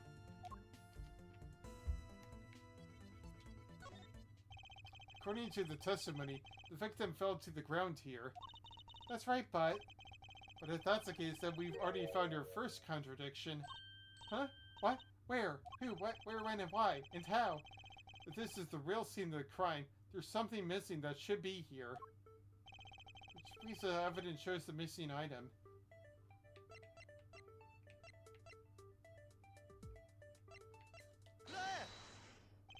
This is the contradiction. Eh? Something wrong with my recreation? If this is the real scene of the crime, something specific should be here. If you think back, how did we deduce that the other crime scene was not the real one? Oh, I guess what's missing now. There's no blood on the ground here either, right? Right. The fact that there is no blood here casts doubt on the witness's testimony. Edgy Poo, how can you doubt me just like that? Are you calling me a liar? I know what I saw, and I saw the victim got shut down. You know, I don't think she's lying, Miss Edgeworth. To be honest, I can't think of a reason why she would lie to me. In that case, maybe there is another explanation for the distinct lack of blood. Where's your no blood?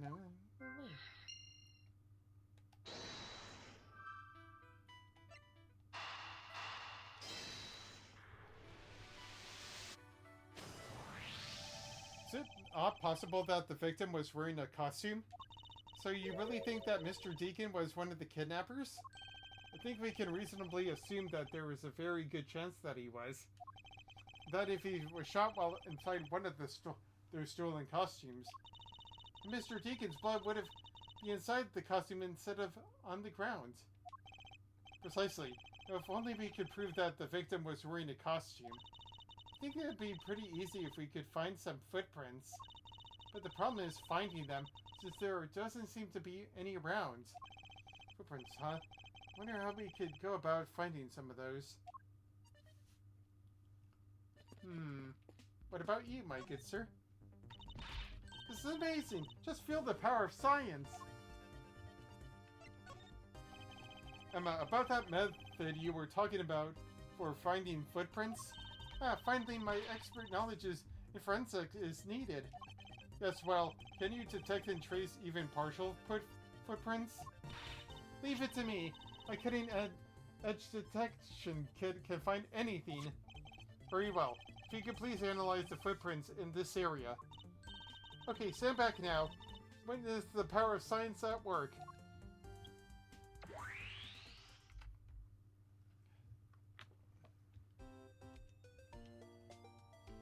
Spray time. Yay, I don't have to do it. Hey, I found something. Look right there. I don't see anything. Oh, that's right. Here, put these special glasses on, Mr. Edgeworth. These footprints were definitely left behind a badger costume. Judging by the way the prints are layered, those seem to be the newest. And we conclude that the victim was definitely wearing a costume at the time. Like they very went to the footprint I like but. Okay, in that case, I'll update Little Thief's simulation parameters. Can't wait to see what we find out from this new info.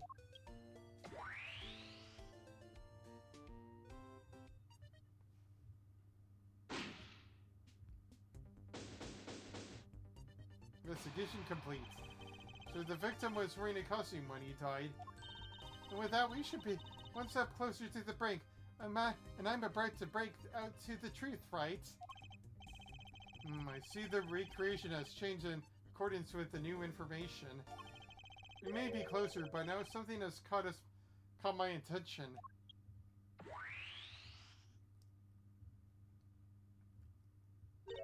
What do you want? Your testimony, naturally. I'd like to hear it one more time, if you please.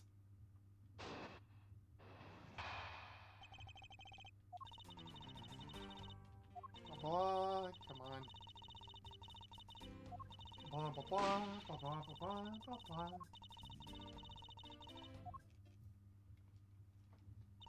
So, does this mean that Miss Oldback's testimony has a contradiction in it? Yes, and I believe our best course of action is to compare it with your recreation. See, I just knew Little Thief would be of help. Now, let's see if we can pull more info from Miss Oldbag to put into the recreation. For that, we must first find the contradiction in her testimony.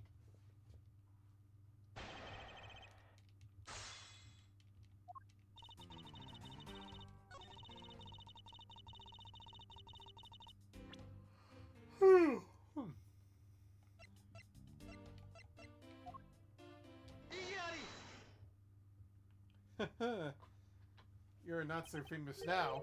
Two men, how did you know the gender of the two people involved? Seeing as how the victim was wearing a costume at the time. Furthermore, I have another matter I'd like to inquire about. I'd very much like to know why you failed to mention the costume in your testimony. I'm beginning to doubt if you really witnessed the murder at all. But I'm telling you, I really did see it. I saw it with my own very eyes. From a seat in the second tier. The second tier? Hey, didn't you say it's right in front of you earlier? That was, you know, I was using the phrase in the metaphorical sense. So I see our witness still has screw loose in the metaphorical sense.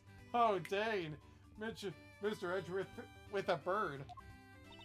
The Kushi seats in the second tier are reserved for hotshot VIPs, which is exactly why I go there now and again to take a nap.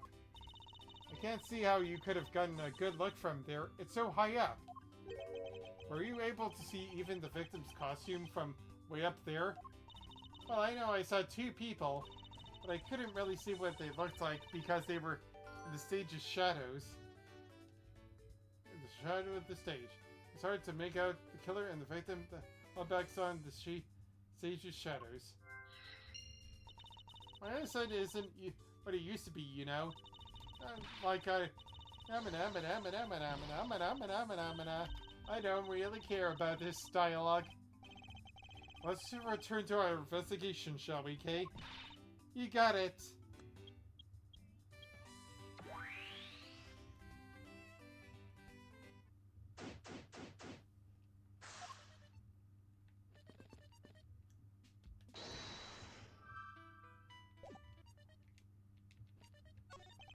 It's a silhouette of the killer with his gun at the ready. Okay, is it not possible to recreate the face of the killer? Well, I can't exactly input what we don't know into Little Thief. She has a point. This new silhouette of the victim is in a costume. Silhouettes can change depending on the information I input, but Little Thief can recreate more than just people. So investigate away. We may even find more info with which to make a more accurate sim. Alright, sounds like a plan. Looks like they broke the stage down. Stage was packed up. Stage I saw this morning in the center of the stadium has been packed away. Guess this means they're time for the day. Montgomery, I would have wanted to see that. Or maybe it's because a different show is scheduled to start its run tomorrow.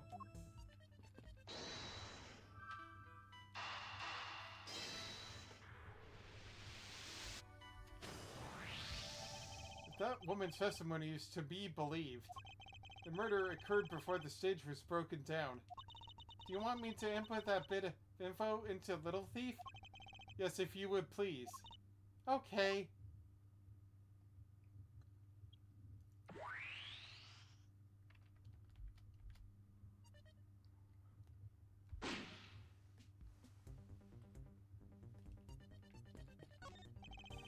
New silhouette of the victim is in a costume. The silhouettes can change depending on the information I input. The Little Thief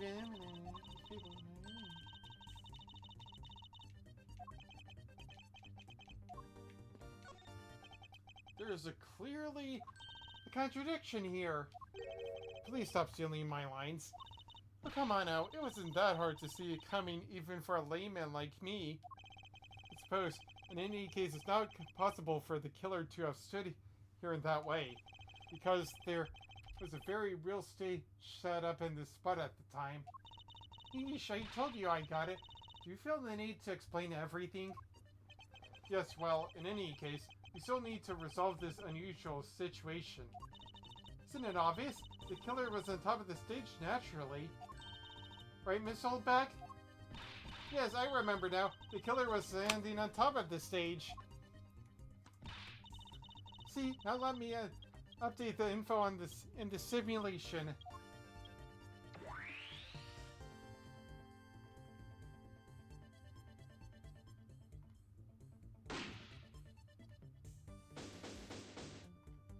Investigation complete? What? But we haven't done anything of notice yet.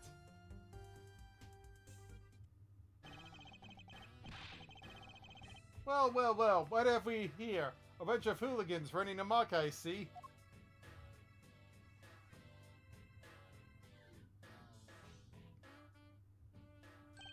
Agent Lane, how nice of you to join us.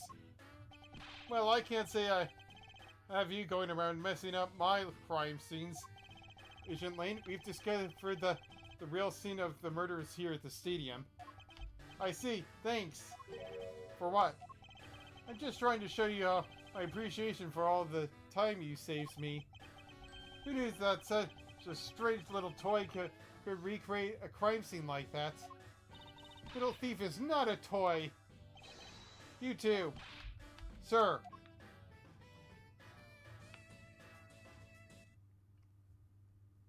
The governors. There you have it. You see? Big boys like me don't need silly toys, little girl.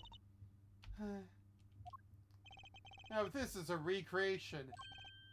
So what? Do you still intend to assert that Officer Meekins is the killer? Of course. Even knowing that the crime scene took here doesn't let him off the hook. Off the hook. Like that Splatoon duo. Agent Ling's logic. This is the real scene of the crime. Officer Meekins lay in wait for the victim on top of the stage. When the victim suddenly showed, he shot him from on high. That's the truth your little recreation showed. How far will he go to accuse Officer Meekins of the crime? 8 feet. He's the most likely suspect we've got, especially given the situation with his gun. Well, even if he is the killer, at least my recreation was on the mark. You see? Thank you for understanding, my little crow girl. I'm not some common crow. I'm the Yatagarasu, the Raven of Legend. Unfortunately, your conclusion has yet to be tested, so let's see how this holds up.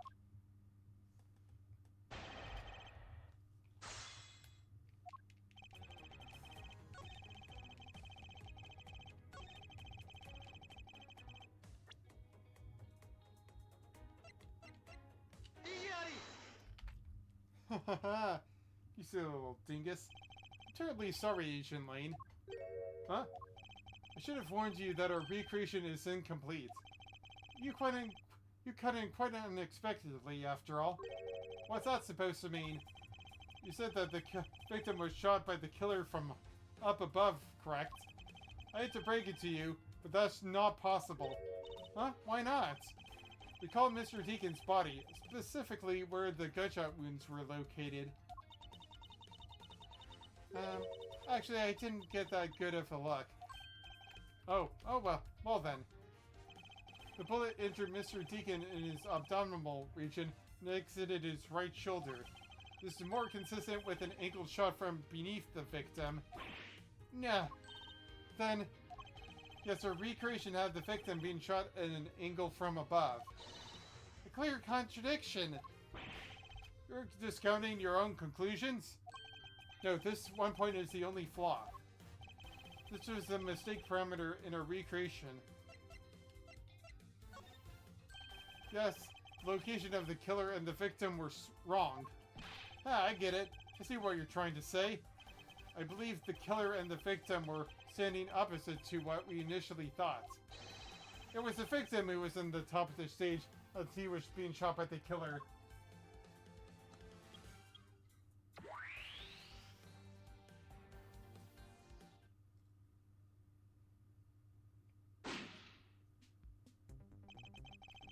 This is what happened. It also explains the positioning of the gunshot wounds.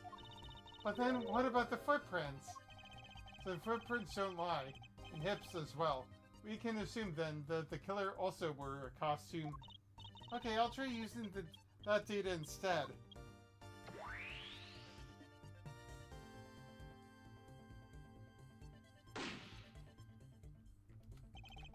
Judging by the fact that both the killer and the victim were wearing costumes, see that it was a killing between the two kidnappers. That would be the most natural conclusion. Wouldn't you agree, Agent Lane?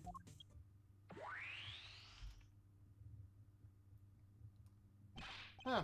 Well done, Mr. Prosecutor. But that alone doesn't clear Officer Meekins of the crime. Another bit of proof. I ask that you take another good look at the tire marks over there. The 3 marks are indicative of the Blue Badger mobile. That story Officer Meekins told us about that shop on wheels getting stolen was just a lie. He drove the Blue Badger mobile here and committed the murder. Then he used the car to move the body to the garage in the Wild West area. You believe he moved the body with the car? That's right. It was Officer Meekins himself who pointed us to the way he did. The 3 tire tread marks are very telling, however. Is the Blue Badger mobile the only thing capable of creating such a pattern?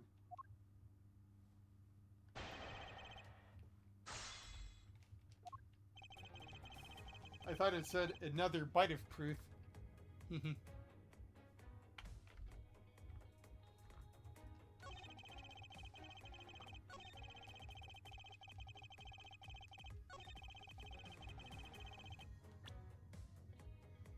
Alright, let's see here.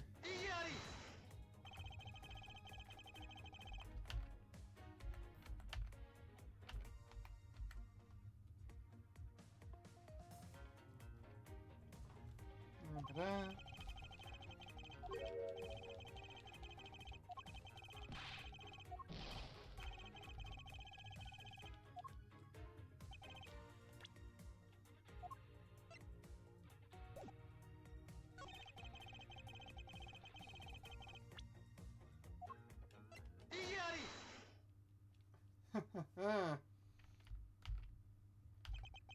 Sorry, Agent Lane, but that's an impossible tale.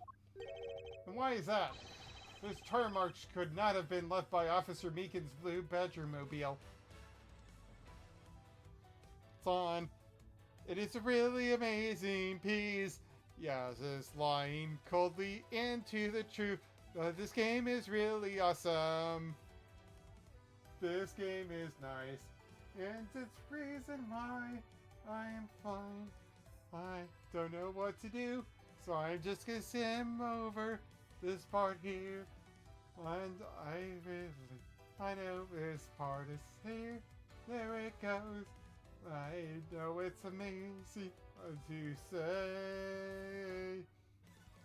This game is awesome. This game is awesome. This game's awesome. This game's awesome. This game is awesome. This game is awesome. This game is awesome. This game is awesome. Yes. And now to go to the intermission to get a drink of water.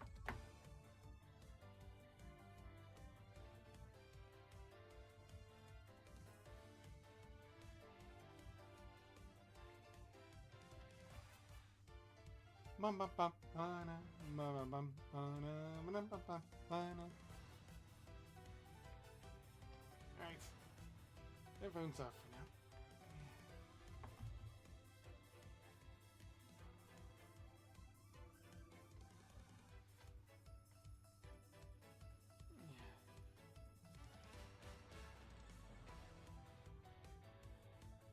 Oh, I need to go use the restroom. Wing boy.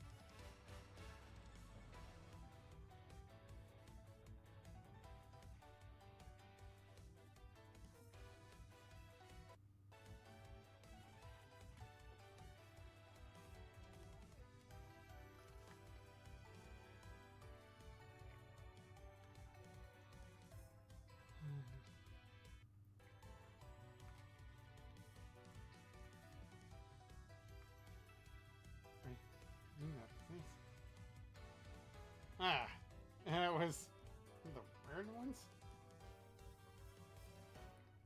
Oh, that's rude. One look at the car would have told you so.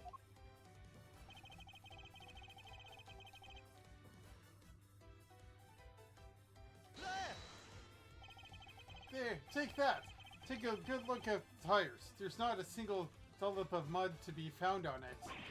Yeah, this car had come back to the spectate area and left its tire tracks. The lack of mud on these tires stands out very peculiar indeed. And how do you explain the tire tracks, genius? Hey, I've got it. What about Miss Oldbag's pink Badger-mobile? Don't be ridiculous. I was sleeping the entire time in the second-tier seats. Indeed, I believe we can rule her out as someone related to the crime. As a possible murderer. However, there is yet one more roving store, as I recall. Oh, you mean the Proto-Badger? That's right. There was one more parking space inside that garage. And it proves the existence of a Proto-Badger-mobile. Agent Lane, I suggest you find this Proto-Badger-mobile post-haste. There must be still some sort of incriminating evidence in it. Ugh. Hey, did you hear something? Help.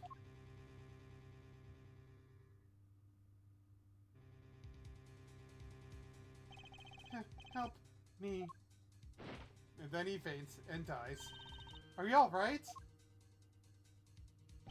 Well, this is something. Looks like we found our kidnapping victim. Where were you all this time? Wild West with kidnappers. He was in the room next to the one I was held in? Red and white using underground and got lost. The kidnappers. Huh? What is it? Can't understand what you're trying to say. The kidnappers escaped wearing costumes. Did you see the faces of your kidnappers? No, I didn't see their faces, but one was woman, one was a woman. Woman? Quite an important piece of testimony. Hey, what are you guys doing? Stop standing there and get your cops on this already. I'll even let you guys have what the kid just said now. Consider it a gift.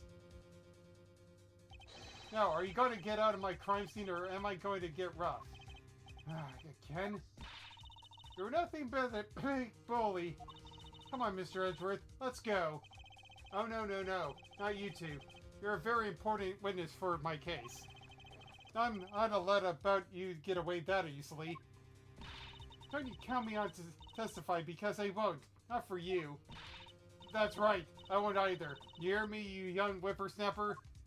Hey, calm down. There's no need for all this hostility. I just want to take a statement from each of you. I'm not gonna get rough either of you up. I give you my word. Come now, fair maidens. What do you say? Will you cooperate? Fair maidens? Fair maidens? My, you little rascal. You sure know the way... You sure know the way into a woman's heart? Like Z says, the passage of time is but a fleeting moment, and a lady is young forever. Trying to do my itchy poo with your fancy smanchy scenes. Let's get this over with. So we're clear, I'm only interested in giving you my statement. Sure, just as you, Mr. Prosecutor, leaves us be.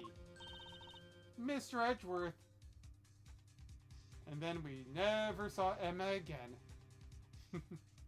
To be continued.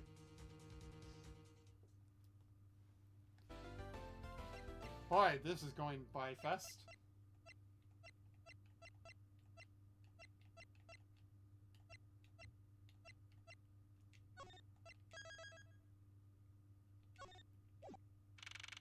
March 13th, 2:34 p.m. Wild West Arena.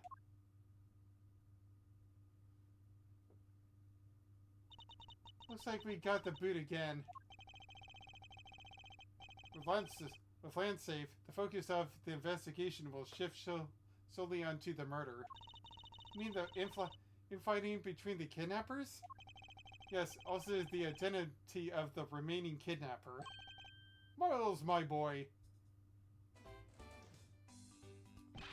Tell me it's true. Tell me you really found my boy. Yes, Mr. Romano. We found him earlier in the stadium. And my little Lance is unhurt? He's not exactly the picture of perfect health, but his life is not in danger. He's being questioned right now by Agent Lane. Poor Lance. It must have been so horrible for him. Locked up in like a...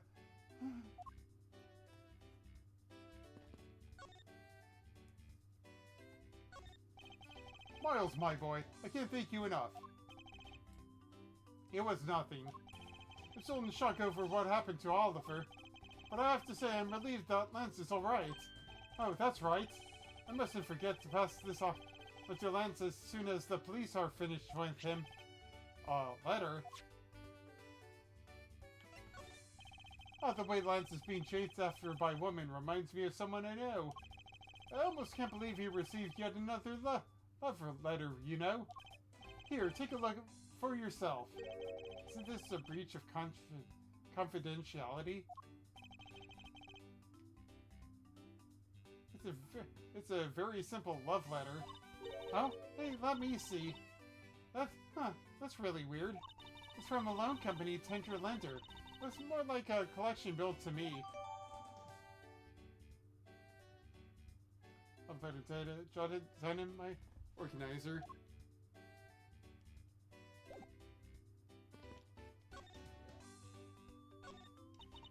He loves me not. He loves me not. Oh, that's the 12th one. No, you can't give up, Lauren. Just one more try. Excuse me, but I can't help but I feel a bit sorry for all the flowers you've gone through. I suppose if they were me, then I believe you said that you're Lance's girlfriend when he first met, correct? Yes, I am, but oh, it's not like we both think of each other as lovers. But he did give me this ring, so I guess we're just not friends either? I mean, because this isn't just any ordinary ring. It's a lollipop.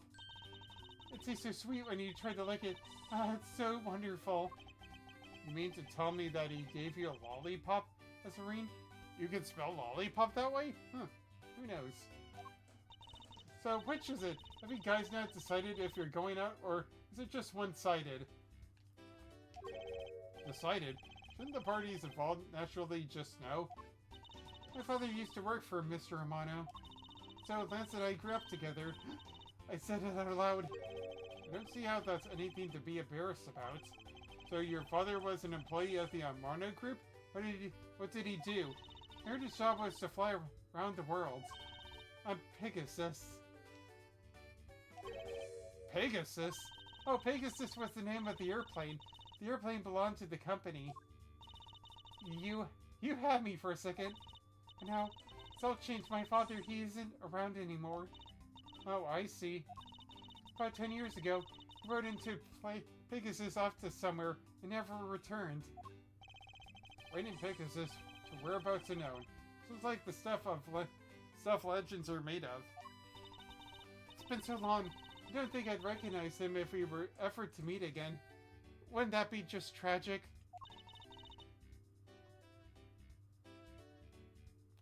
I'm so sorry, Lauren. But I won't give in to the sadness. I have to live. Yes, Lauren, live. Living. Never give me go hood. No how. So why am I crying now? About this incident. But isn't the kidnapping already over and dealt with? I've been here the whole time, so I'm afraid I don't know much about any other incidents. How did you come to know that Lance had been kidnapped? Oh, that's because my one woman's intuition. You base everything on that? I know everything when it comes to my Lance. It's really strange. It really must be destiny. Arg, she started fantasizing again. So what are you gonna do now, Mr. Edgeworth? We already established that there's a good chance that the killer is the other kidnapper. It's my duty to figure out who this other person is. I believe there is one location that might hold a clue or two. The obvious location is the kidnapper's hideout. But we're still not allowed in, remember? Agent Lane and his men should be done with this area. In that case, there's no harm in asking that officer over there to let us in.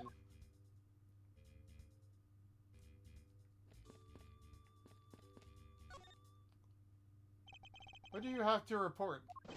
Sir, nothing unusual or out of the ordinary, sir.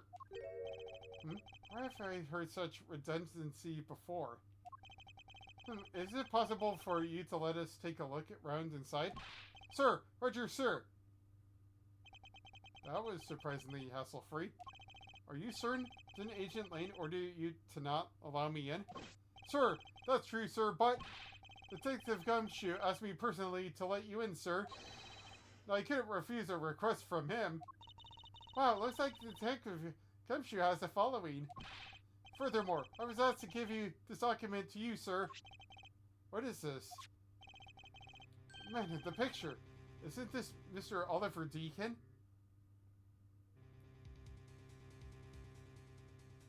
Pen. Oliver Colin Devray, 6 male, dominant and right. He was a prison escapee? Huh. Stole a gun. This is his daughter, huh? The name here is Colin Devray. That's the same name as the one on the back of the pendant. It appears that Colin Devray was his real name. What's this? Was convicted in case 10 years ago and sent to prison. What? Then what's he doing here? Apparently he broke out of jail, then just vanished. He must have become Oliver Deacon to cover up the fact that he was an escaped felon. Colin Devray Dozier. He tells Oliver Deacon's real name and history. Now I'm not sure what's going on anymore. Is there some sort of link between the victim's past and this current case? These police documents are rather detailed. I should take the time to give him a thorough read eventually. It's fine. Let's focus on one thing at a time, starting with the kidnapper's hideout. Yeah, I agree. We should investigate first, think later. More than thinking things through, I think you should try to remember things first. Now then, if you could please unlock the door, officer. It was locked up until a little while ago, but since then the door's been wide open, sir. I'm not sure I follow what it is you're saying. Do you care to explain in a bit more detail? Sir, the door was locked down tight when they went to check out the room.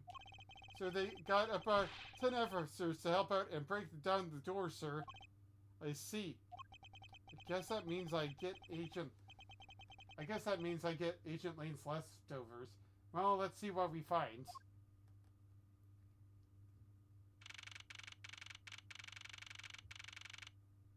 March 13th, 2:55 p.m.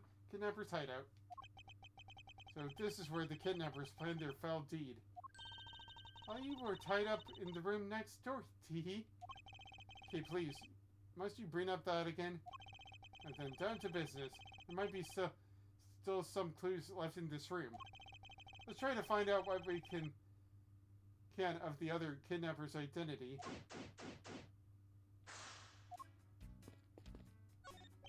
This must be where they dispose of old and worn-out costumes. That's so sad. It would seem that they throw the costumes away in pieces. Costume pieces? There's a trash bin for old and useless costumes. This door is thoroughly broken thanks to the police force who opened it up. Won't rest until I inspected every suspicious looking nook and cranny. Looks like a sword. Broken sword. Strange. Why would it be broken like that? Broken prop sword from laying next to a door. Broken clearly in half. Swords don't usually break on their own. That's true. Right then, let's think about it this way. Maybe you broke when someone was trying to use it for honor or something. Hypotheticals aren't going to get us anywhere. Perhaps we should think more on this later. The doorknob handle thing is looking pretty beat up. Suppose that's what happened when 10 officers break their way in with brute force. Huh, that's odd. The lock on this is completely fine. Look, not a single dent. But how is that possible after what that officer told us? Yeah, if the block had been used when the door was busted down, then the lock itself should be completely wrecked. So the lock of the door leading to the outside is undamaged. How can that be? The panel that hid the entrance to the underground is propped up and wide open. Be careful where you step, Kay. I only fell into the other opening once, you know.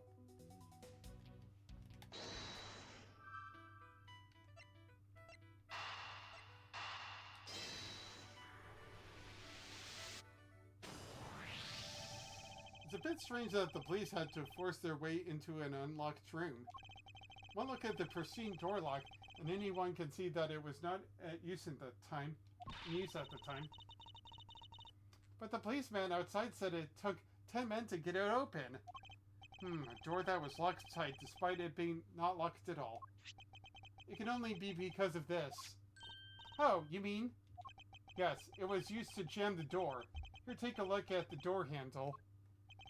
Do you see how the handle is completely destroyed? So that's how the sword broke. Broken prop sword was used to jam the handle to the hideout store.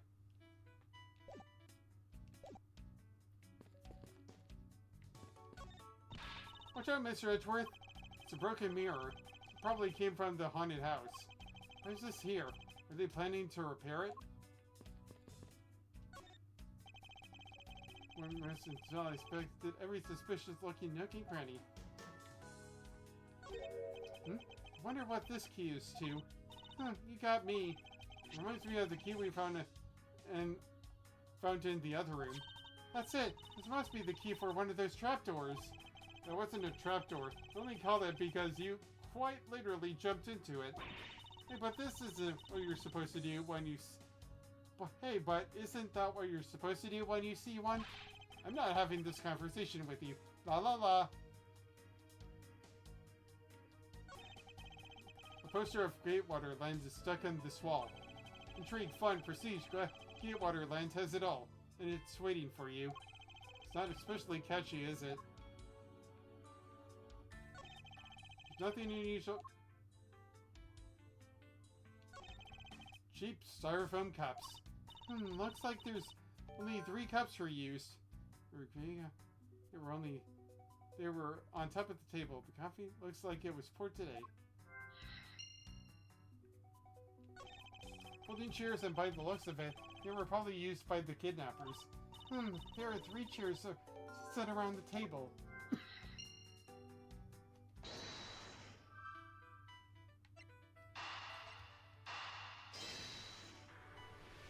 Okay. Common denominator between the cups and folding chairs is the number 3. It's the magic number, like that the soul song. Speaking of which, the number of missing costumes is also 3. Wait, but I thought there were only 2 kidnappers. Indeed, something isn't adding up, literally. Is it possible there is a 3rd kidnapper that Lance didn't see? Thought that we might uncover the true identity of the kidnappers. But instead, we've only uncovered more questions that need to be answered. Aha! What is it? Well, Mr. Edgeworth, am I correct? What are you doing suddenly popping out of the secret entrance like that? This is an underground passage you buy staff members, sir. We badgers also make use of it during our duties. And in our duties.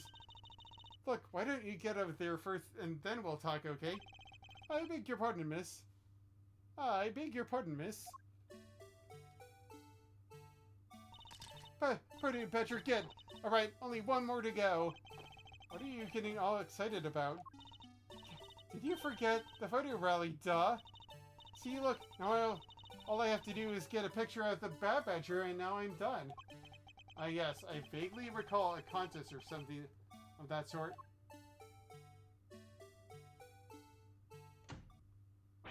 What? It's gone! But where did it go? What happened? What's wrong? A Bad Badger costume is missing, sir. Oh? Is that all? Well, it's missing because the kidnappers stole it. Heard about how they were stolen, but they said that only 3 of the costumes had been taken. What? Is he saying that more of the 3 of them are gone? Mr. Proto Badger, please tell me a little bit more about these costumes you use. What do you mean by a Bad Badger costume is missing? Why, just what I said, sir. We are 1 Badger short. Counting the spares, we only have 2 of each costume on hand at all times. Okay, so because one of them is walking around in the park. Yeah, the other should be in that room. Actually, both of them should be in that room. Huh? What do you mean? Normally, we don't use the Bad Badger costumes. In fact, we only use them during a certain event at a time each day. It's the stage show where the Bad Badger wreaks havoc around the park. And the other Bad Badgers must work together to apprehend him, sir. I am speechless that such a show exists. Well, sir, I was trying to explain to you the only time we use that costume. That doesn't make it near... doesn't that make it near impossible to take a picture of the Bad Badger? Personally, I can't believe that it's this close to showtime and there's no costume. Oh dear, what am I to do, sir? Well, this basically means that the kidnappers stole 4 costumes in total. Then are you saying that there are 4 kidnappers? No, I don't think that's very likely. Oh? Recall the costumes for a minute. The stolen ones, you mean? What proves that a 4th kidnapper does not exist?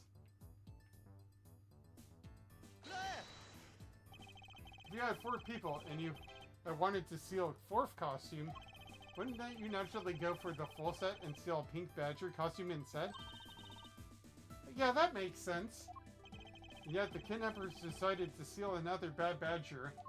I believe the culprits needed 2 Bad Badger costumes, but the question is, why? And accounted for Bad Badger. 4th costume by the 3rd person kidnapping group. Where's the other costume?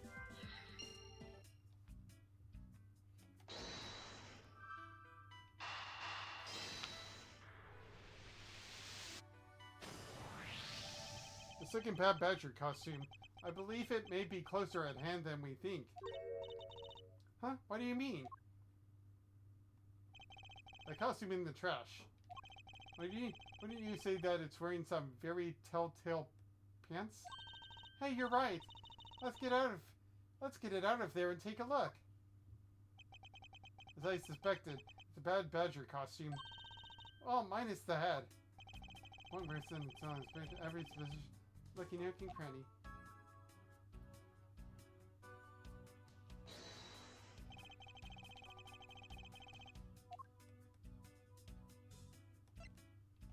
Let's see here.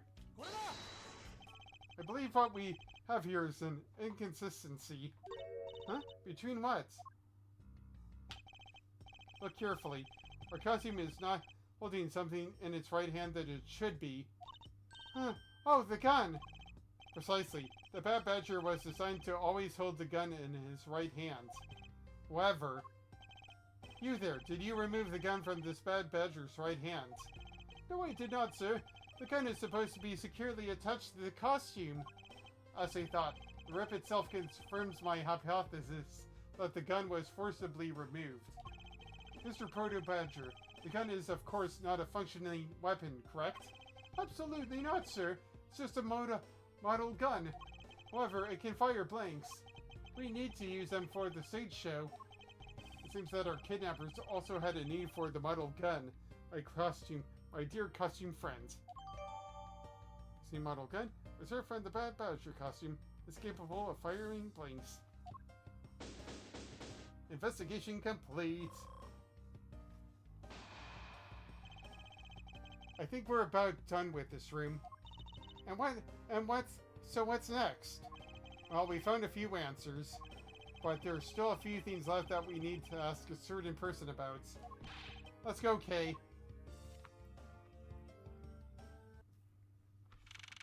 March 13th, 3:34 p.m. Wild West area. Mr. Osborne, sir! You've got to hurry, sir. Come on. What is it, detective? We find a blue badger costume down in front of the main gate, sir. What? Isn't that one of the kidnappers? Isn't that what one of the kidnappers was wearing? Bingo. That's why you gotta come to the main gate with me right now. If we hurry, we might still be able to get there before Wolf Boy does. Right, let's make haste to the main gate.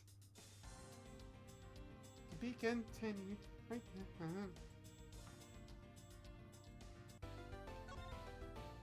think I might get this done within the hour. March 13th, 3:45 p.m. Gatewaterland's main gate.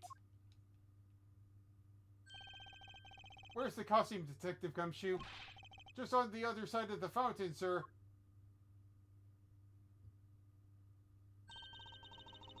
Was it out here in the open all along? No, it was discovered in the tall grass back there. We moved it out here in order to examine it more thoroughly. Let's get down to it. To defeat the Huns. When present, I inspected every suspicious looking cranny. What do we have here? Oh, it's another pendant. That's 2 treasures in one day. How lucky is that? And hey, this pretty baby's made of platinum silver too. Another pendant on top of the one we found on Mr. Deacon. Is it possible that these two... Hold it right there!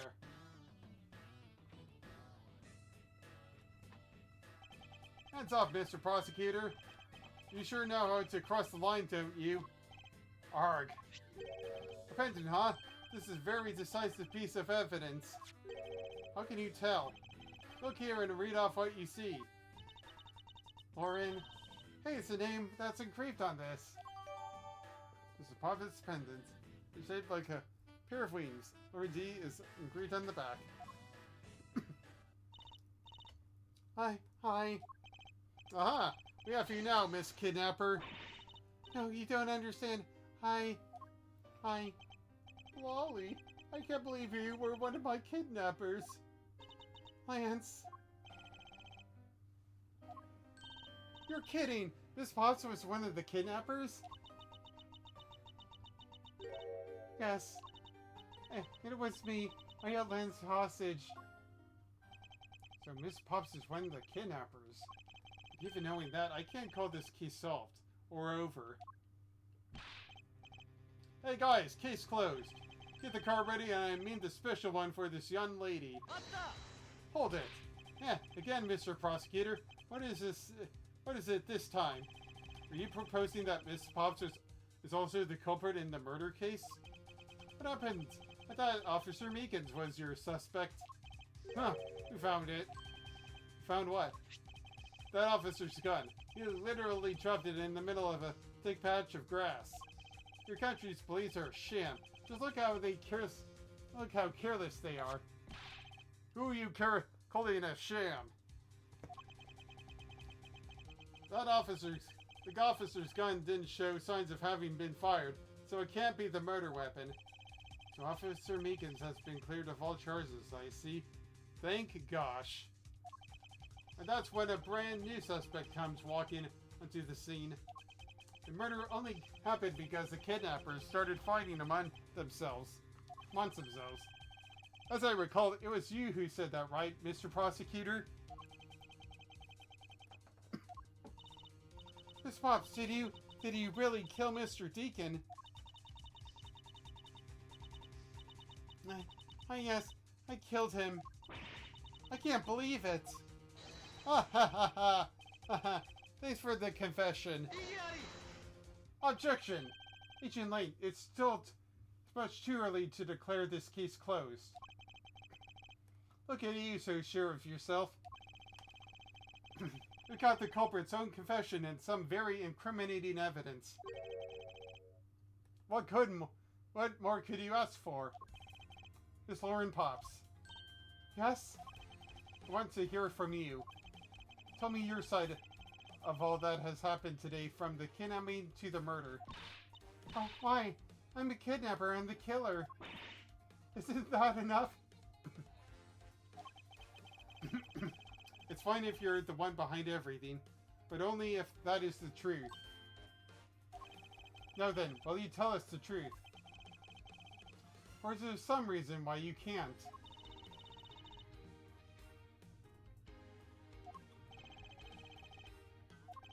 I've had a change of heart. I think I'd enjoy seeing you sulk away as the losing mutt. Alright, you heard me. Let's hear all about the evil deeds you committed today. Mrs. Pop's confession. The one who came up with the kidnapping plan was the butler, Mr. Deacon. We knew that we could get rich by holding Lance hostage. Mr. Romano would pay anything to get his son back, after all. Everything was going according to plan as soon as we got the money. Mr. Deacon turned on me and tried to kill me. So, as you satisfied, she just confessed to her crimes a second time. At least you have the guts to admit what you've done. I can at least respect that much. Miss Pops, is that what you said really the truth? Yeah, yes it is. That's the truth. It certainly isn't the whole truth. Because there's something that seems a bit too improbable in her confession.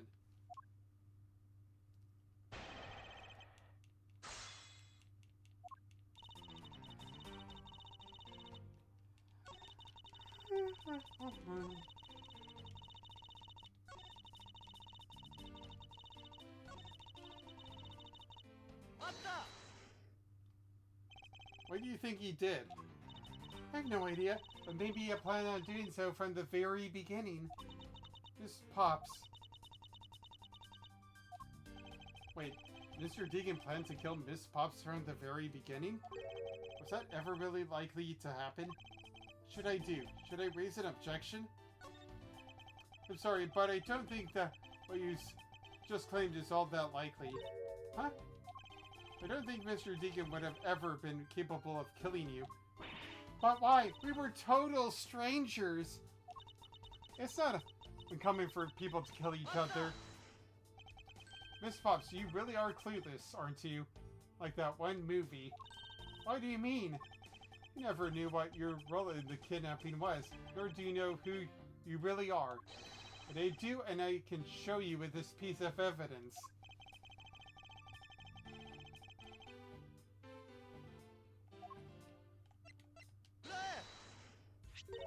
Why are you showing this to me?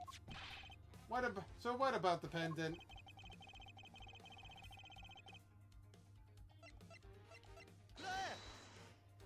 These two pendants resemble each other. Wouldn't you agree? Hey, you're right. They're the same color and they're even made of the same material. I believe that these two pendants are actually one. Huh? Shall we give it a try? Wow, it's totally Pegasus. But why? But why? Why does my pendant match up with Mr. Deacon's? You're a smart lady. I'm sure you can imagine why that may be. Oh, no, that can't be. So this tube made a set. Like I said, it's just another trinket. Not as though this changes anything. You lack imagination, Ancient Lane. Pure imagination. Very well, I'll show you with this evidence. This is a piece of evidence that gives meaning to the Pegasus pendant.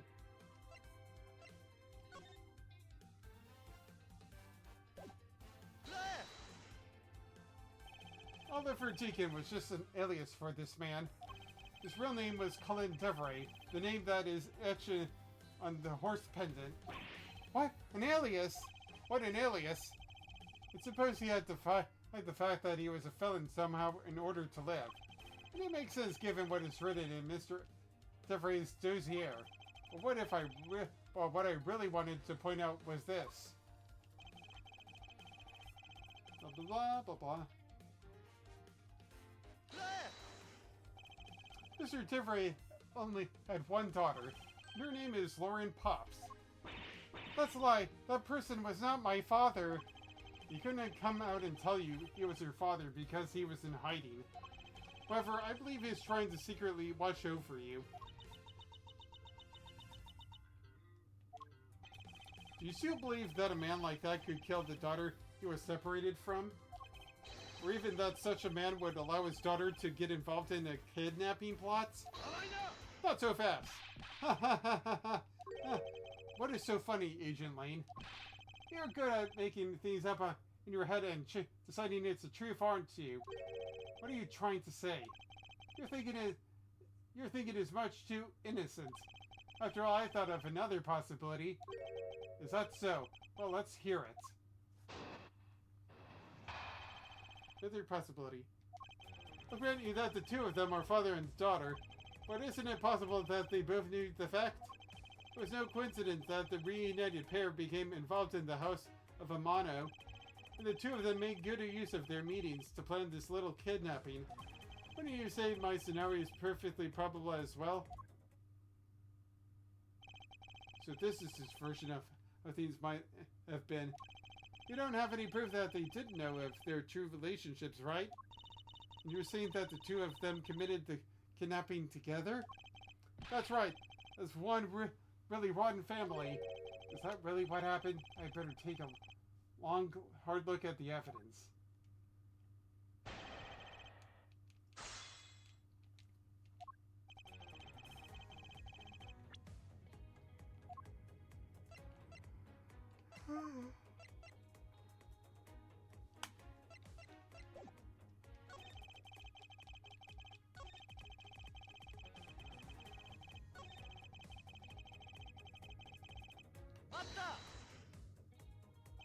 You mean how they plotted to commit this crime as blood relatives? Can you think of a better partner? You're certainly a clever pair. The butler and the girlfriend. No one would ever suspect that they were in fact family. Yes, from the very beginning, they basically practiced those roles well. When you say that, my scenario is perfectly probable as well? I believe you're being a bit too overconfident for someone with no evidence. Am I? Because I don't see you presenting any evidence to the contrary. Without evidence, we're stuck in a stalemate. Agent Lane is wrong. This belief is certainly the probable one.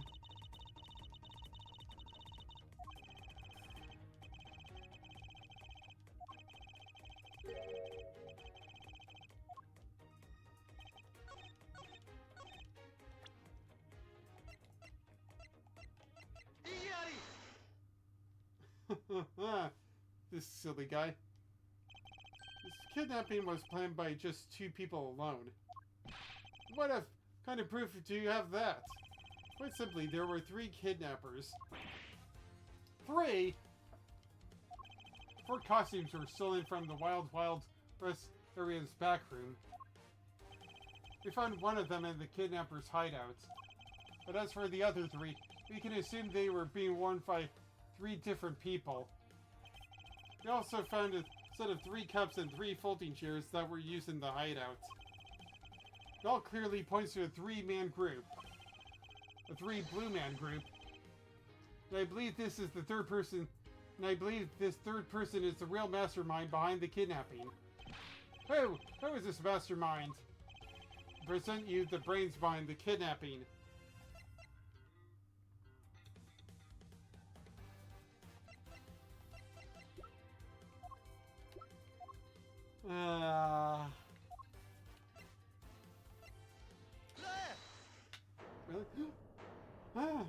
Really? Lance Amano! Yes, this abduction was in fact schemed up by Lance himself. Recall what he said when he appeared before us. Did you see the faces? One was a woman. However, there were 3 kidnappers, which is in direct contradiction to what he said. But I only know I saw 2 people. This guy was being held hostage. It's possible he couldn't see all 3 of them. Yes, about when you were being held. I have my doubts about what happened then. Lance, would you mind telling us what happened while you were being held captive? I really don't know much anymore, honest. But if I don't tell you at least something, you won't believe me at all, will you?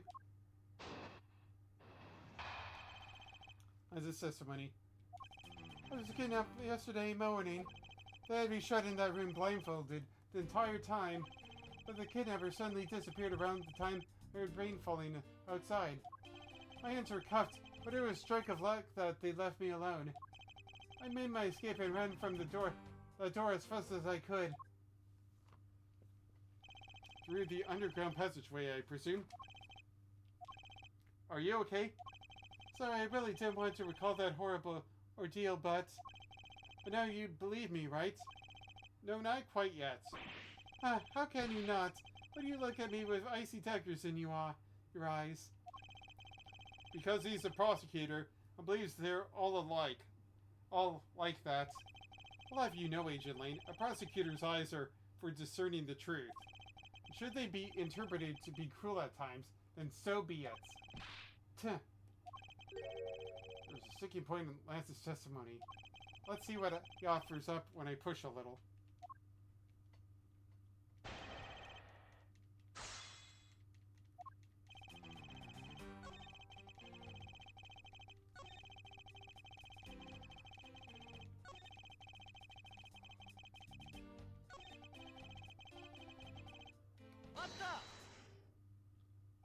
How did you manage to escape?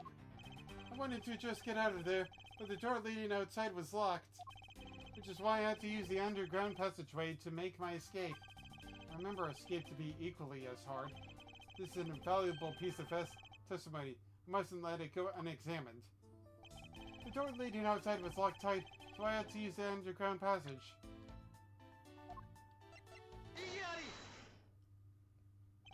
You say that the door leading out was locked, but was it really? Huh. We're talking about that room behind the saloon front, right? Look, I heard that it took quite a few men to get that thing open. Right, Sheena? Yes, that's correct. So take a look at this. What is that? A sword? It's not especially reliable it's not an especially reliable one if it's broken like that. Allow me to start from the end. My conclusion is that the door is never locked. It was simply held shut by this sword, which was used to jam the handle. Lance, even though your hands were cuffed together, you could still use them. If that's the case, why didn't you just not simply remove the sword and escape? Why didn't I? I was disoriented. Yes, that's it. I didn't notice it. Sorry, I got Lane's voice in there. As if I should accept such a bold-faced lie. You locked yourself in that room because you had to make yourself look like the victim. But you did not, in fact, possess a key to the door. That is why you used a prop sword to improvise and create a prison of your very own. Not so fast! Not so fast! You've been making this guy out to be one of the kidnappers for some time now. I wonder if you've forgotten something very important along the way. And what would that be? Motive! What else? Do you honestly think that an upright, pure boy like him would hatch up a completely pointless scheme such as kidnapping himself? Objection! This proves that Lance did indeed have a motive to commit this crime.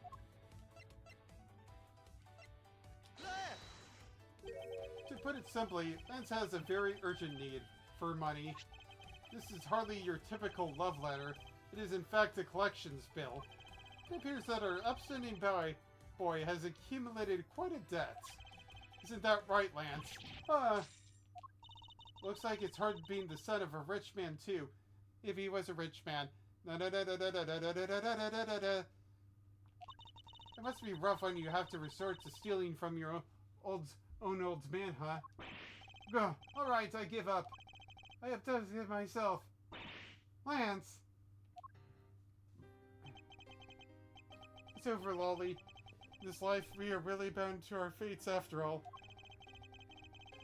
All I wanted was to go with you to a new town, somewhere somewhere where no one would know us. I wanted us to be well off with that 1 million, but now that dream is over. Oh, Lance! Then you are giving yourself up? Yes, I had planned to run away from this world with my lolly. Oliver even helped us with the plan, but then he had to go and stab us in the back. He turned on you. Maybe he didn't want to split the ransom money. That's my guess. It happened almost right after you made the drop-off. When we were alone, he attacked me all of a sudden. After a brief struggle, I was able to contain him and keep him under control. We left him inside that room as Lolly and I made our escape. We wore different costumes and split up. Lolly left first in the Blue Badger costume. That would mean the person Officer Deacons saw was Miss Pops. But right then, the old man just had to wake up. I was careless and he tackled me pretty hard from behind. And Oliver put them in a Bad Badger costume, took the suitcase with the $1 million and ran. I contacted Lolly right away and warned her that he had a gun. They had no idea that they were related, so I thought that it could only end badly. I still don't believe it. That person was not my father, because if he was, I just killed my own father. Lolly, then it was really you.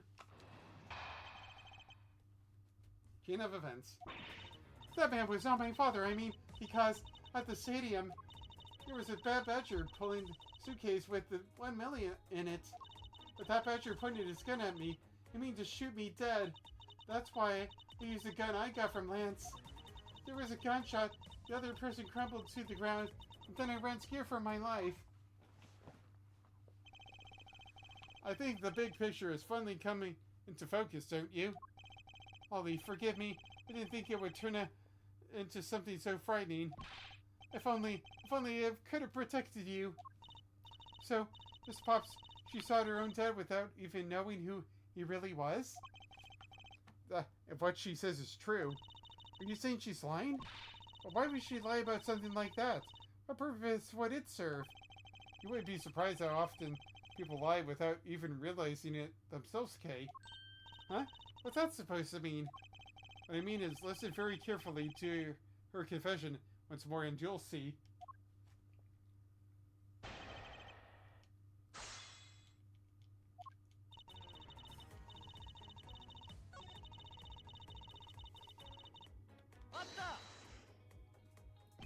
That was the ransom money, wasn't it? Yes, that's how I was able to identify Mr. Deacon almost immediately. It's all thanks to what Lance told me. What did he tell you? Well, he called me on my cell phone and told me that Mr. Deacon had betrayed us and had run off with the ransom money, and about how he had a gun.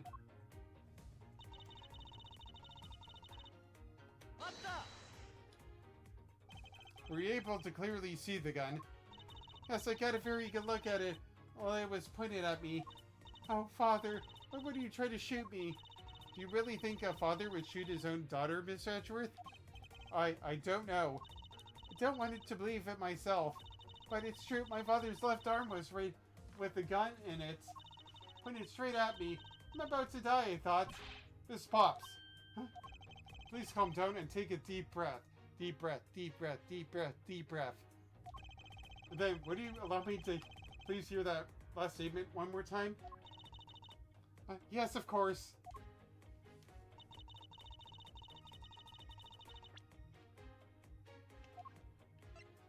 But that Badger pointed the gun in his left hand at me. He to shoot me dead. I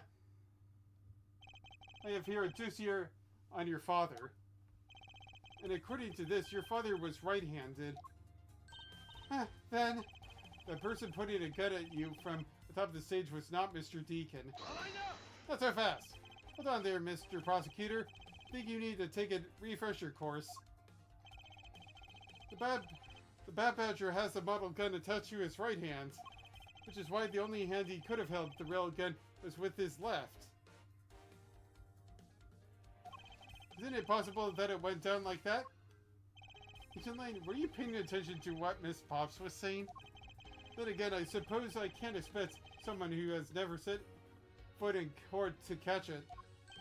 Enough with the smugness. On with it already. Miss Pops told us earlier.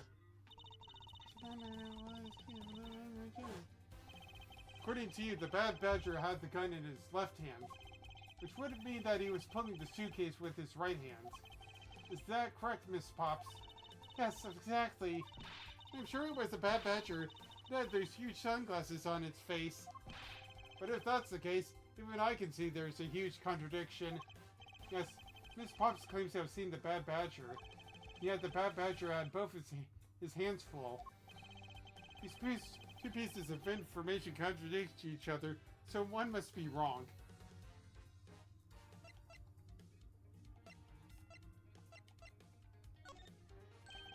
You're both correct. Impossible. That just leaves us with an irresolvable contradiction. Miss Pop's entire statement rests on the fact that she saw his sunglasses and beard. What if that Bad Badger wasn't wearing pants? Whoa there, Miss Edgeworth. This proves that there was a way for the Bad Badger to freely use both of his hands.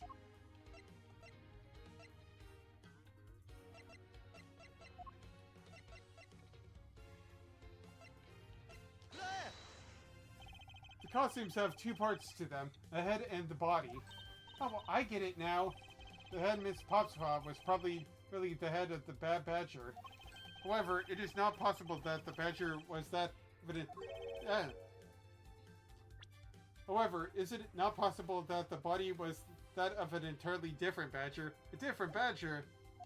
Yes, but to put it more bluntly, I believe it was the lower half of this Badger.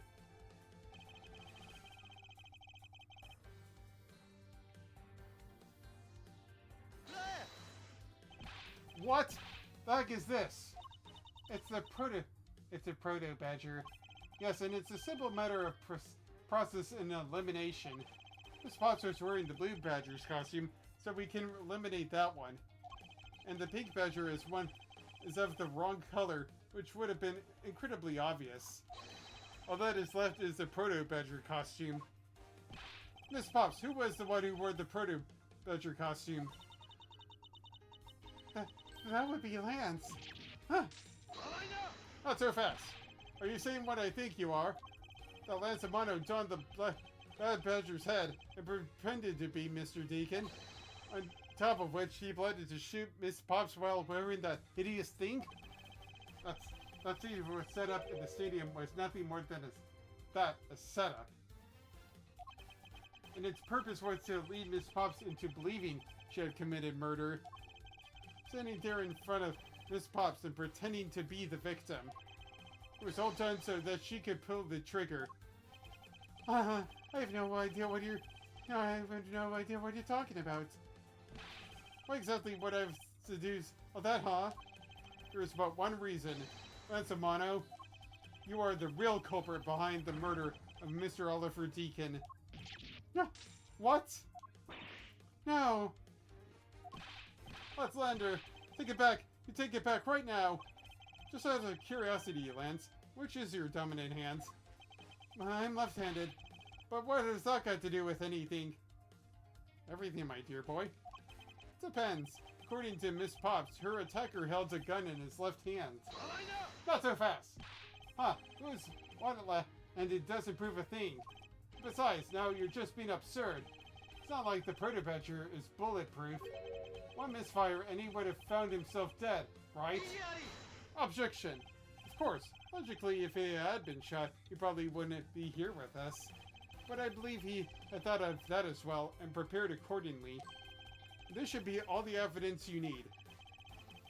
That's how Lance made sure that he wouldn't be hit by a bullet. I found one half a Bad Badger costume in the hideout, a broken one. It was not the same one that the victim was wearing, plus it was missing something. That something is the model gun that the Bad Badger carries, which can fire blanks. What? Miss Pops, where is the gun you use now? I threw it away into the sea. That makes it a bit tough to verify what it was. Although I believe that we can safely assume that it was the model gun in question. Not so fast! I've heard enough. All you've been spouting so far is pure conjecture. I meant that as long as the model gun is lost to us, I can't prove I'm right.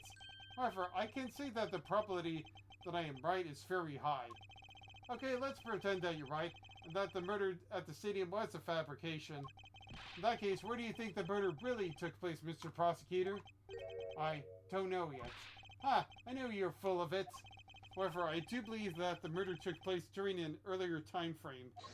Hold it! Please wait a second. Simply not possible.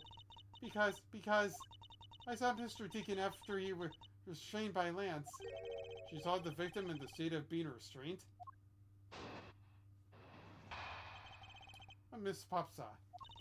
I came back to the hideout long after the other two.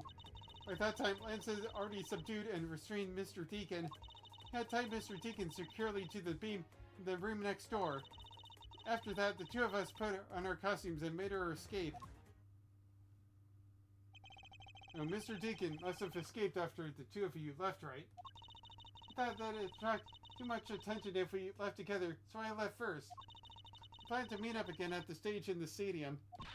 But then, as I walked through the park, I got a call from Lance on my cell phone. Oliver managed to escape. It looked like he was waiting until I was alone. He stole the gun from me at that time. But then the murder happened. Mr. Deacon must have overheard their plan to meet up at the stage.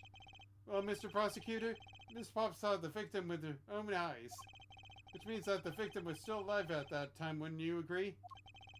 Why does that sound wrong to me? There must be something amiss about this account.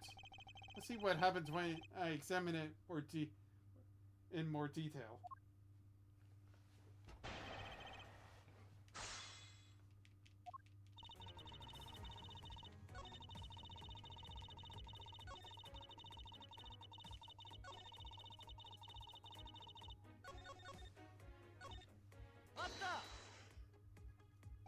How did Lance look at the time? Well, he looked shocked.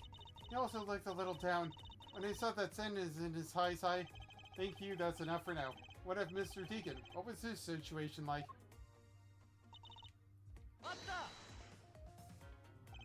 You're sure that it was Mr. Deacon that you saw? Yes, I'm certain of what I saw. Did you go into the other room to check? Lance said it was best if I didn't get too close to him. Lance, he's such a kind soul. Then are you telling me that you did not confirm that it was Mr. Deacon for yourself? I checked through the slit of the door that separates the two rooms. He had a Pat Badger's head on, so I am absolutely sure. That just had to be Mr. Deacon. I saw a Pat Badger head. The captain had a Pat Badger's head on, so I'm absolutely sure it was Mr. Deacon. So the tied-up Mr. Deacon was still in his Bad Badger costume? Yes, and? It would appear that she misread the whole situation. What now? Should I raise an objection? Of course. The person who you saw was not the victim. What? Why not? I will tell you why not with this. This, Miss Bob, shows us the real person you saw was not the victim.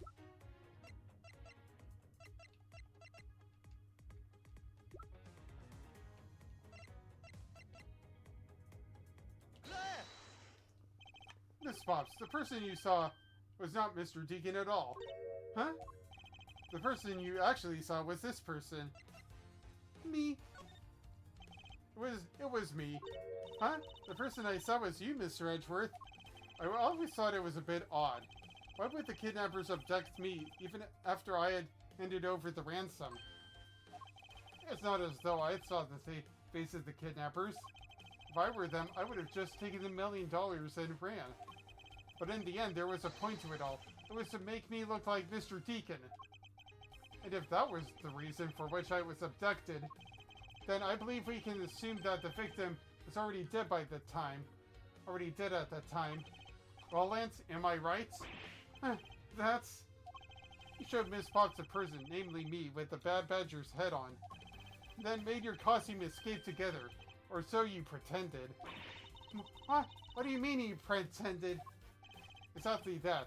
I believe Lance watched you escape, and then doubled back to the hideout. Only to come and remove the bad badger head from my unconscious self. I'm the greatest fake prison with a prop sword. He then escaped via the passageway. Hold it! Hold your tongue, boy! Don't get caught in the tidal wave of words coming out of Mr. Prosecutor's mouth. Tidal wave? We've heard a lot come out of you, but I've yet to see a shred of evidence. The victim's betrayal and the subsequent detainment. All of that could have happened while you were out cold. That's right, you were out for quite a while, Mr. Prosecutor. Even if that were the case, Miss Pops would have still seen me tied to that beam. I was scared of Mr. Deegan, so I didn't go into the next room. So I really have no idea if you were in there or not, Mr. Edgeworth. You see, it would seem that you can't prove a thing. Grr. Who said that? Please wait. Mr. Romano. Ho ho ho, Miles, my boy. And it looks like you've really given it your all. And Lance, it's not good to cause trouble for others. Dad! Let's see. You're the one in charge of the investigation, correct? Yeah, that's right. I'm sorry that my son has been nothing but trouble. This probably won't make up for anything, but I have some evidence for you. Oh, do you now? Do you now? Is that what I think it is? It's the Bad Badger's costume the victim was wearing, and it's a gun. I couldn't wait around for the police, so I went and found this myself. It appears that they were disposed of in the sea.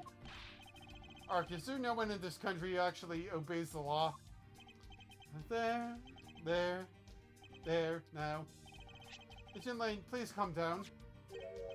What the heck is this scrap of paper? This appears to be a letter from the Chief of Police.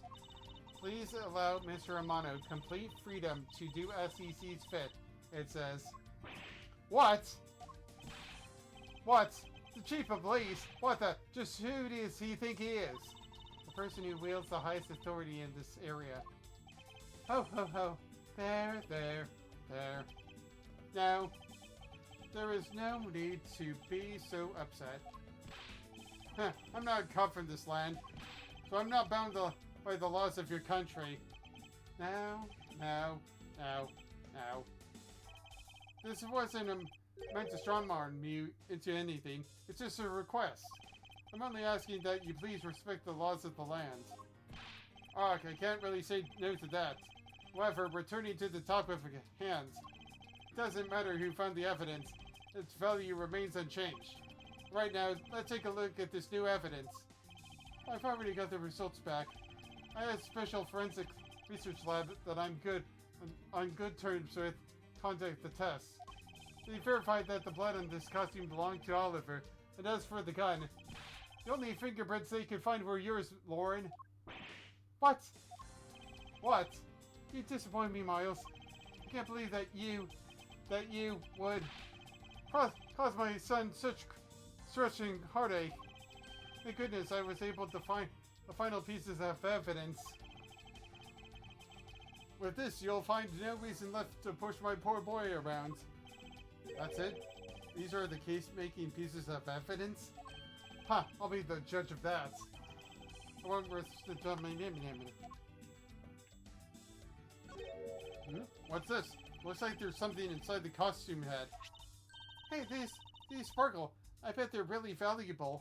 Sorry, but they're just pieces of a mirror. But why are they in there?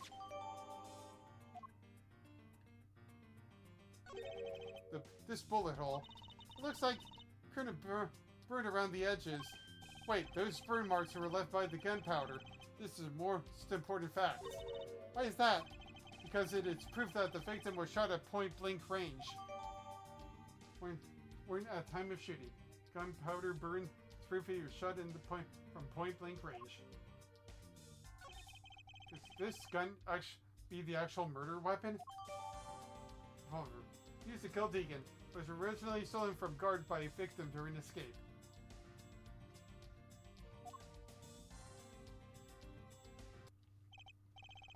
Well, are these not the most definite pieces of evidence you've ever seen? Thank you, Dad. This should be enough to convince even Mr. Edgeworth over there. Decisive evidence. Make no mistake, there are fingerprints on that murderous gun.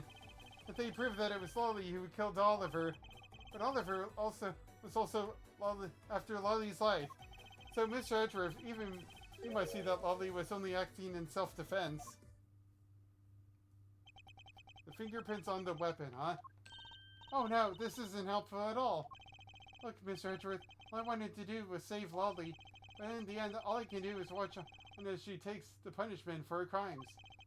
That may be all you can do, however. I still have a case to solve and a job to do. The job of unraveling your insidious lie. You wound me. Why won't you believe me, even in the case of all of this evidence?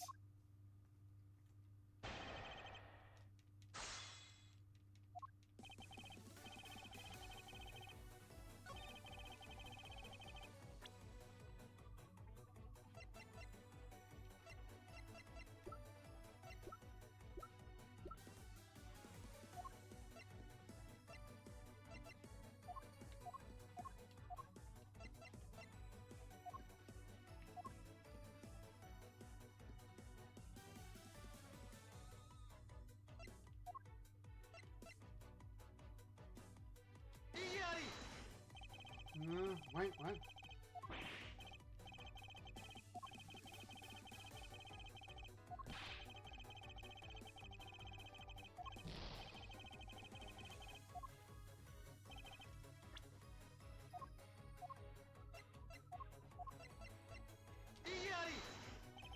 Oh, come on, really?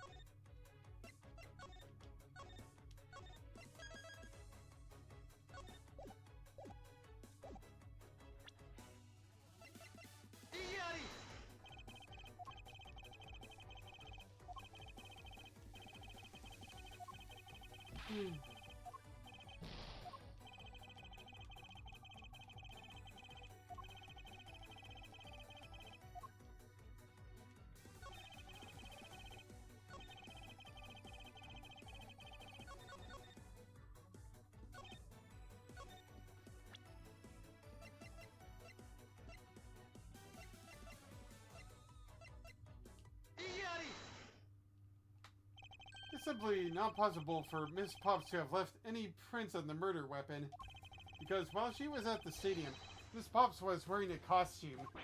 Huh? But there's been no mistake. We found fingerprints. Oh, Miss Pops, do you remember touching the gun at all at any time? Oh yes, as a matter of fact, I did hold it for a bit back in the hideout. I handed it off to Mr. Deacon when he left for the haunted house. To retrieve the ransom money, I suppose. There you have it. That is when Miss Pop's prints found their way onto the gun. You understand now, Mr. Amano? The fingerprints do nothing to prove that Miss Pops is the murderer. But you still don't have anything to prove that she isn't the killer, right? You seem very adamant about insisting that your girlfriend is a cold-blooded killer. Oh, Lance. What? No way! I'm incredibly worried about her. But that doesn't change the fact that you don't have any evidence, right? That's where you're wrong. I have the evidence. What?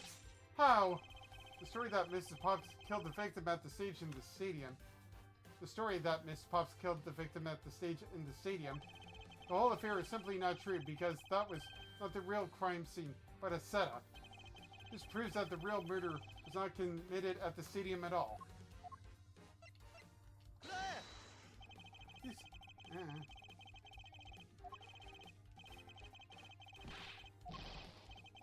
Zero.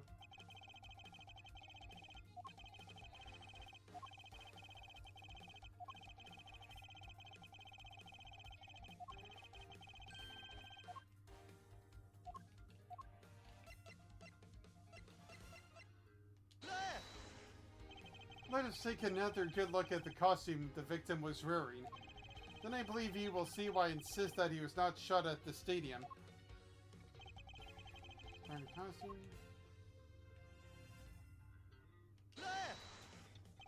The burn around this bullet hole was made when the victim was shown at point-blank range. Ah, so you mean the murder Miss Oldbeck saw at the stadium really was? Yes, she saw two people, but they were separated by a distance. If the victim was indeed shot from below the stage, there shouldn't be a gunpowder burn. Ah, look at you, Mr. Smarty Pants Prosecutor. Since you seem to know all the answers, why not tell us where the ring crime scene was then? Want to set me up to look like Mr. Deacon back at the hideout. If that's the case, then the murder must have happened prior to that. The location where Lance and the victim were at just before I was in prison was.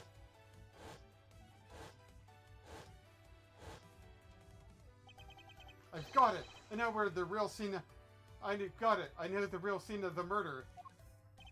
The real location in which Mr. Deacon was killed is here. I think it's not unreasonable to assume the murder took place in the haunted house. The haunted house? Yes, and I have proof that it was highly likely that the victim was killed there. What proves that the real scene of the crime was at the haunted house?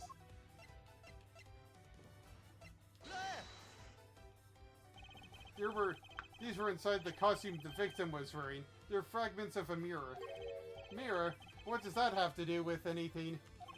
Indeed, you don't exactly expect to find pieces of a mirror inside a costume. Yeah, that's actually pretty dangerous. However, there is one place I can think of where there is a plethora of mirror fragments. That is the haunted house. Lance Amato, I propose that you killed Mr. Deacon with the revolver in the haunted house. After that, you stole the blue badger machine to move his body to the Wild rest area. The timing of when the blue badger mobile was stolen confirms this fact. Miles, my boy, say no more. I'm sorry, Mr. Romano, but I cannot do that. Be quiet! Yes, please do something. Please stop that boy from speaking any more nonsense. Ernest Romano, correct? I mean to... No, be quiet, Miss Gramps. How dare you? I don't need words. The only thing I require is evidence. Decisive evidence. To call these mirrors bits decisive is a bit too presumptuous, Mr. Prosecutor. What? Trina, wasn't there a mirror in the kidnapper's hideout? Yes, there was a mirror there. A mirror that's for the haunted house. You see, isn't it possible for the fragments got into the costume there? But Ancient Lane, there were no fragments on the floor, so the probability is very low. Not so fast! Probability! Ha ha ha ha ha ha! Lang Z says, on Truth's path, the word probability does not exist. The only thing that does is definite proof. Question, Mr. Prosecutor, is do you have the definite proof you need? Mr. Edgeworth, do you? Do I have solid evidence that proves that the murder took place at the haunted house? The answer is no. See, since you don't have any, shut up. I don't have the evidence yet, but I'm certain the murder occurred around the time I turned the ransom over. At that time, the only people at the haunted house besides myself were Lance and Mr. Deacon. If I can prove that the murder took place at the haunted house, then I can prove Lance's guilt in connection to the murder. Why now, Mr. Edgeworth? Agent Lane, I have a special request. Yeah, I'd like to prove you that the scene of the crime was indeed the haunted house. Why in the world are you asking the werewolf for permission? Because I don't really have a choice if I want to find the truth. Alright, permission granted. But you're not to touch a single thing, got it? That won't be a problem. What that's important to me is the truth be brought to light. It doesn't matter. by who or how it's done, as long as it is. Tuh. Sheena! I'm here. Put in the paperwork for the authorization immediately. Understood. I'll go get the Water Group's approval. Hold it! Who was that? Now. Let's hold on for a second. There is no need to obtain approval. Mr. Romano? Agent Lane, if you would please take a look at this. What is it? Sheena! It's the deed to the haunted house. The deed? Read it out loud. Waterland Inc. hereby bequeaths the property known as the haunted house to Mr. Romano for a lump sum of $1 million, paid in full cash. What? Ho ho ho! As you can see, I'm now the legal owner of the haunted house. Are you kidding? When did you? I ran into the owner of the park earlier, and we made the deal almost immediately. How quickly things move when you can prepare $1 million in the blink of an eye. That $1 million you paid, don't tell me it was. Oh, that's right. This disgusting suitcase belongs to you, doesn't it? Poor Edgeworth. I don't have any more use for it, so you may have it back now. You used the ransom money? My Lance is a good boy. He even apologized for the kidnapping a bit earlier. So I do believe that I will forgive him. After all, he did return the ransom money. That's the way things are, so if you would please discuss things with me from now on. Discuss? What is there to discuss? Why, permission to enter the haunted house, of course. While we were busy listening to Lance's story, Mr. Romano was out there preempting us. Permission to search the haunted house is denied. End of discussion. Agent Lane, I want you to arrest that girl. And Miles, you should hurry on home, my boy, before I really lose my temper. Hark. Mr. Romano definitely has the deck stacked in his favor here. What should I do? If I leave it like this, the truth will be lost forever. To be continued.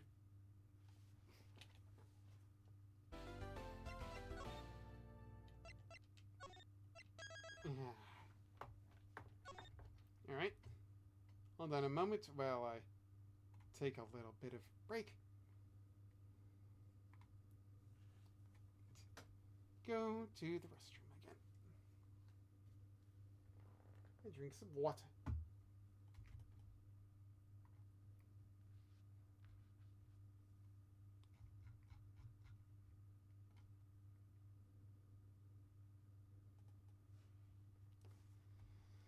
Alright. Alright, I almost forgot.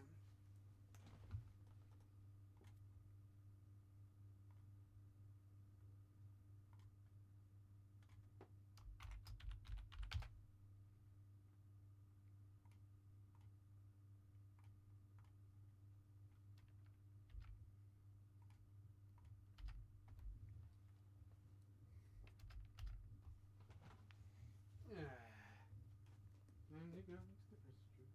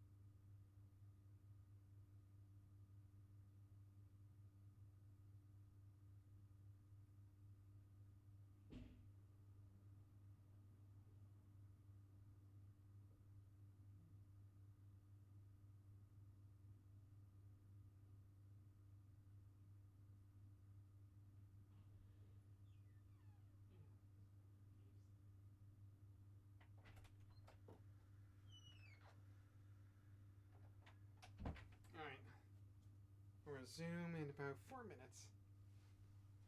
It should be enough time to end this case, maybe, perhaps.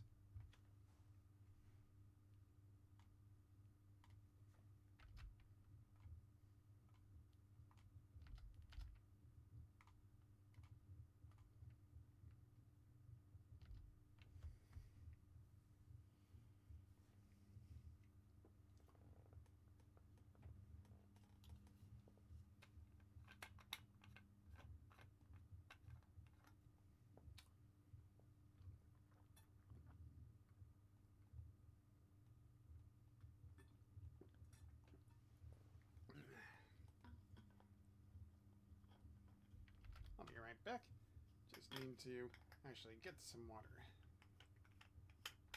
Because I'm out of my...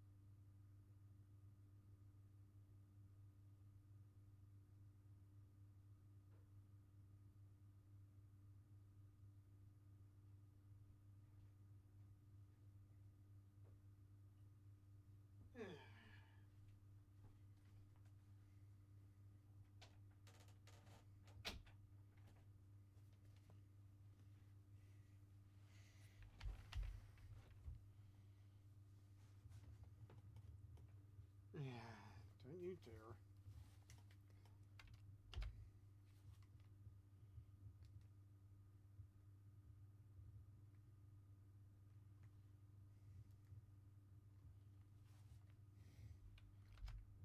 Ah.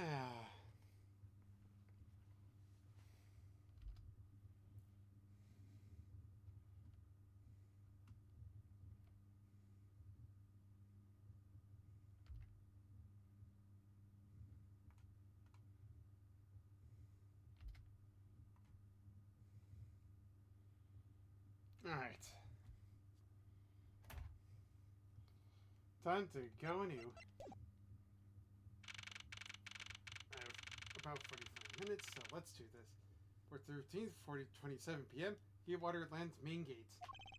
If I can't get permission to investigate the crime scene, the truth will be lost. Hold it! Hold it! Hold it! Okay. Mr. Edwards, what are you doing spacing out? Have you forgotten? There's only one thing you should do at a time like this. What is that? When the people are in a bind, the hero of justice appears to save the day. Look, you just leave it to me. Fine. Kay Faraday, the second of the great Yatagarasu. But I thought you were a thief, not a hero. The Yatagarasu is noble, and is always the thief of justice. And better to tell you that if I were. There we are. That's... Of course! If we have enough information, I can recreate the inside of the haunted house with this. Plus, if we then factor in everyone's testimony...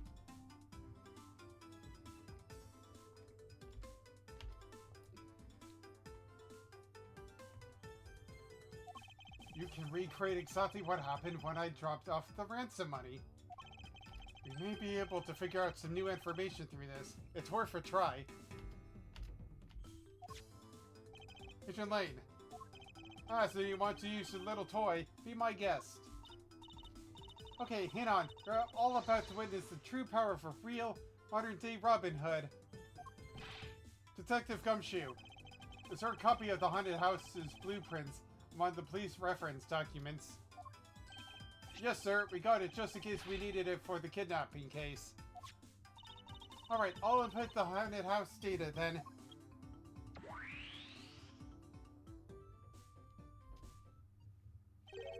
What is this? Where are we? It's like we're inside the haunted house.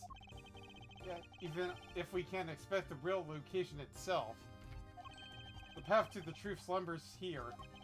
If we can successfully navigate my way using logic, it ultimately arrives at the truth. Now then, I believe I'm ready to investigate the crime scene. Okay, what should I recreate first? You haven't figured it out yet? Maybe I haven't, and maybe I haven't. But I'm not going to make you do all the hard work. Very well. I'd like to inspect the moment in which I was ambushed by a abductor. Two of them were definitely in this place at that time. If I can verify that, it may provide me with a new lead. I just come out into the hallway after leaving the money inside the dining room. At the time, I saw a badger slumped over on the floor at the end of the hall. Yeah? What was the badger doing all the way down there? I also thought it was strange. However, I thought that maybe it was simply a mannequin that was set there for atmosphere. Do you know which badger it was? No, it was too dark to tell. All I saw was its silhouette. In that case, I'll just program a badger silhouette in for now. Okay, programming complete.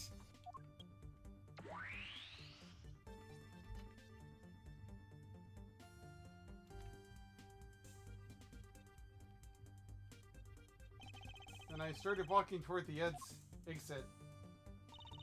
But I just stayed behind. And that's when you were struck from behind, right? Yes. But that's odd. The hallway is a dead end. Where did your assailant come from? There's only one location I can think of. I believe my assailant was lying in wait here.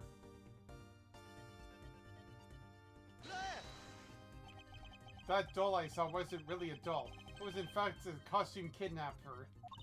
Oh, so he used the costume as the perfect camouflage to blend in with the rest of the house. Precisely. He waited until I had made the drop-off and was about to leave. Then just as he saw me take a step toward the exit, he stood and launched his attack. I can think of no better hiding place than this. Hey, not bad. I may be beginning to think I should steal this tactic for myself.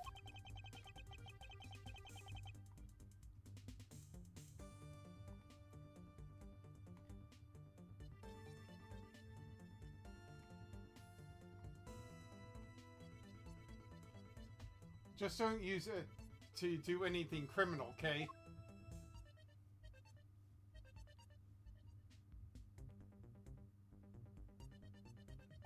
Well, Lance? What are you asking me for? As one of the kidnappers, I figured I should give you the chance to confess first. I was one of the kidnappers, but I don't know anything. I did come up to the haunted house, but I never stood foot inside. I left Oliver in charge of picking up the ransom money. He didn't set foot inside? So you telling the truth, or is this another lie? Right then, you're claiming that it was Mr. Deacon who assaulted me? Yes, I'm sure it was him. Oh, okay. inputting the new info now. Mr. Deacon was the Bad Badger, right? Since the Bad Badger has a gun attached to its right hand, I'll have to change it so the weapon is in its left hand.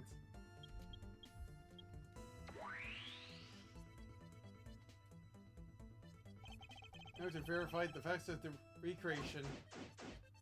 Game investigation, haunted house. You didn't recreate the weapon.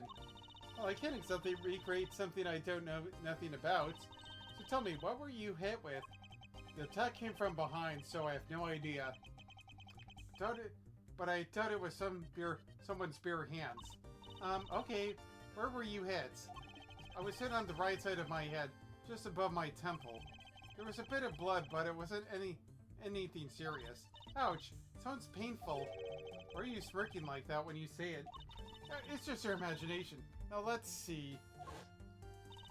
Wonder if there's anything in the hallway that could have been used as a weapon. Looking for something that the culprit used in.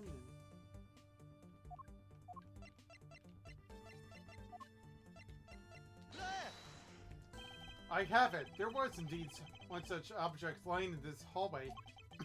A prop sword. Are you talking about this thing here? Yes, although we did find it at the kidnapper's hideout. Wait, yes, it's possible that the culprit took it with him after using it on me. Leave no evidence behind, right? Correct. It may be worth a more thorough examination yet. It may be worth a more thorough examination yet. So, okay, so what do we do want to run this on the sword? Culprit was wearing a costume at the time, so a fingerprint analysis is useless.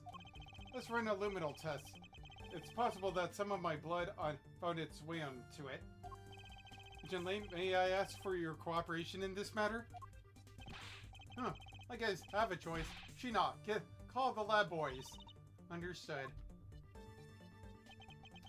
Except for a dab on the left side, it would appear that the blade is spotless. So it must have been the left side of the prop sword that hit you then, right? Broken prop sword, help me hit me in the right temple area with this. Okay, I'll have to take the recreation with this new piece of info.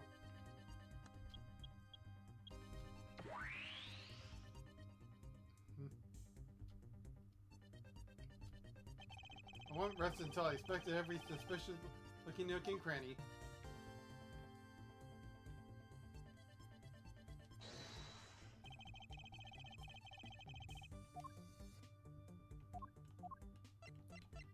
Dozy here. Eureka! According to this document, the victim was right-handed. Aha! I guess I should change which hand is holding the weapon then. Not so fast! Hold on, you two. You didn't think I was going to ignore something like that, did you? What are you talking about? Look, no interrupting when I'm about to have a little fun. Huh, even if you change your recreation, you'll only be wasting your time. It's not possible for that thing to hold on to something in its right hand, you know. But Mr. Edgeworth's logic is, what's that thing called? The Bad Badger? Just take a good look at its right hand. Oh, I forgot the weapon in its right hand.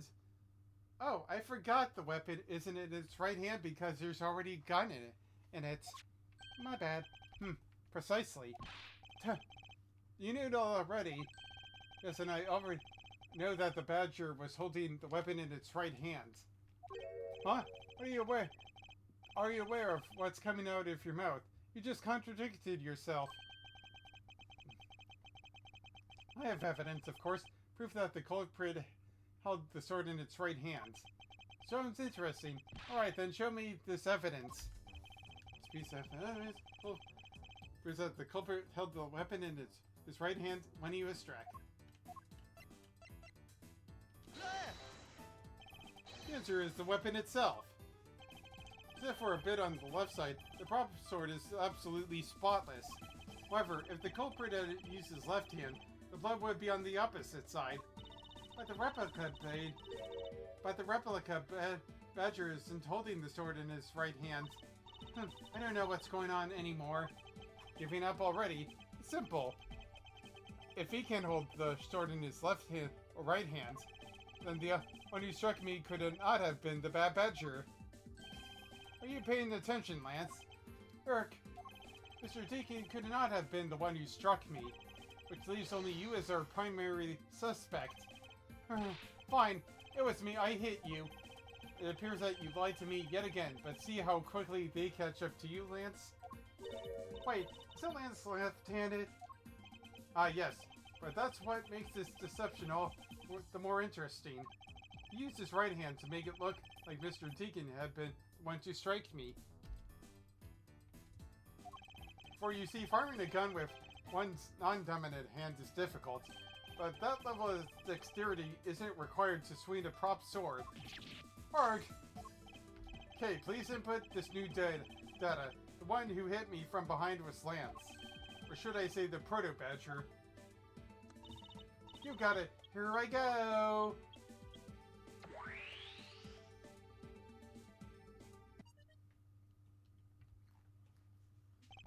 Now we have a faithful recreation of the situation around the attack on me. Alright, all we have to do is examine this new recreation and... Hold it! Ha ha ha ha ha! And what is actually so funny, Agent Lane? That amusing little gadget, it sure packs the punch, right? Sheena? Yes, it was all I could do to hold my laughter in. Hey, don't make fun of little thief, you mean old werewolf. You and Mr. Edger have been out the best in each other. You have your little fun, but now it's my turn. I've sat quietly by listening. But the crude conclusions you keep too sweeping spewing don't whet this wolf's appetite. Huh? There's no guarantee that your toy will always show the real situation at any given time. All it displays is whatever information you put in there, right? Well, when you put it like that, your suppositions are wrong. It's not your fault, so I'm going to let you in on this. There is a trick to this haunted house. And what may that be exactly? A trick beyond your tiny imaginations can produce. Sheena! There you are. Now then, what you miss, girlie, is written right here in this pamphlet. The 7 Wonders of the Haunted House. The Disappearing Badger. What is this? I'd say that someone around here is fond of theatrics, and you can see they set a down at the end of this hallway for that purpose. Basically, the blue badger you saw was just a stupid doll. You want a lamp pamphlet? Map and explanation of park attractions listed. How can this be? Yes, that throws your whole theory about it being your attacker right out the window. But that can't be right. Maybe the culprit hid the doll somewhere. And then he laid down and pretended it to be it instead. Not so fast. If the criminal couldn't hide himself in the hallway, how could he hide a giant doll? Do you get it now? Thanks to your presumptions. Your logic started off weak and led you to the completely wrong conclusion. Now get off your high horse. Mr. Edgeworth. Okay, I wonder if you could please input new information for me. You don't know when to quit, do you? I can't quit, not until I declare that I found the truth. Agent Lane, for the additional information, you have my thanks. There you go again. Well, see if I care. Okay, I'm updating the recreation now.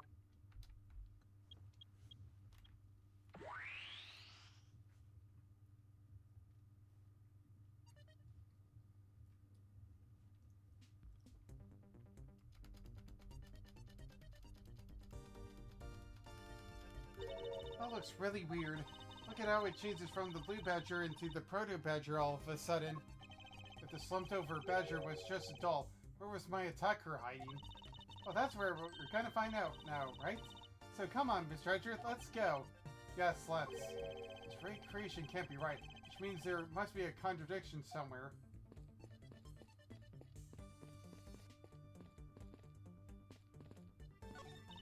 When you take a look around, it almost feels more like a house of mirrors. Indeed, who has ever heard of this many mirrors inside of a haunted house before. Well, at least we know this is a real crime scene thanks to these mirror shards. Like a mirror on the bed. This place is full of mirrors. Hey, wait, these shards, there's something different about them. Oh? The ones we found earlier are thicker than the shards from the mirrors on this wall. Look, there's some sort of design on the back, too. The pieces from the costume are certainly different from the other mirrors. What does this mean? Could it be that our pieces are not pieces of these mirrors? Different ones are mirrors, very thick and has a sign in the back.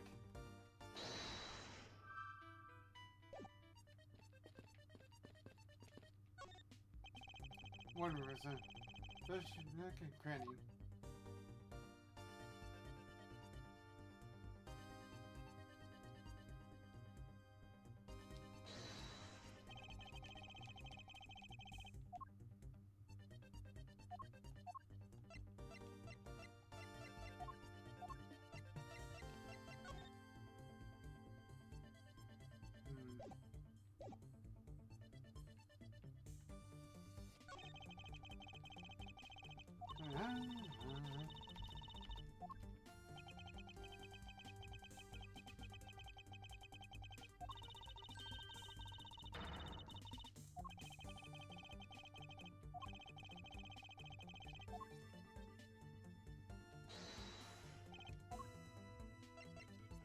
Here. Ah! Eureka! Hold on a second here. There's something wrong with this blue badger. Huh? Like what? The way the belt is on him is opposite of how it should be. Did you make a mistake? No, that can't be. I inputted the image data exactly as it is in the pamphlet. So then why is the blue badger dressed up in reverse? The badger in the pamphlet is writing the spell in the reverse direction.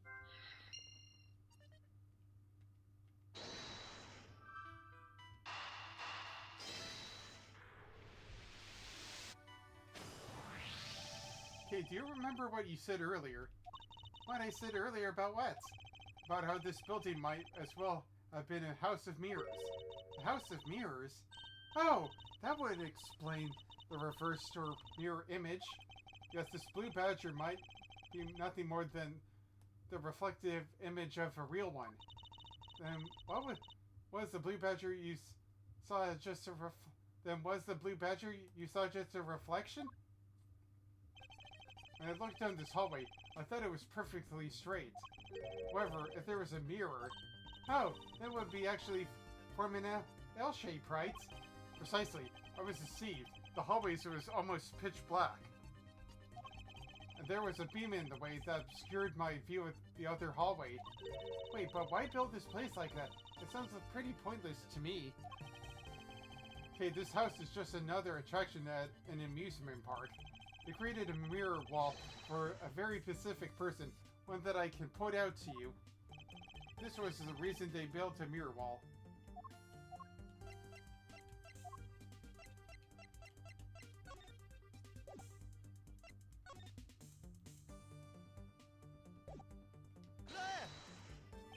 As it's written in the pamphlet, the main draw of this attraction is the mystery of the disappearing badger.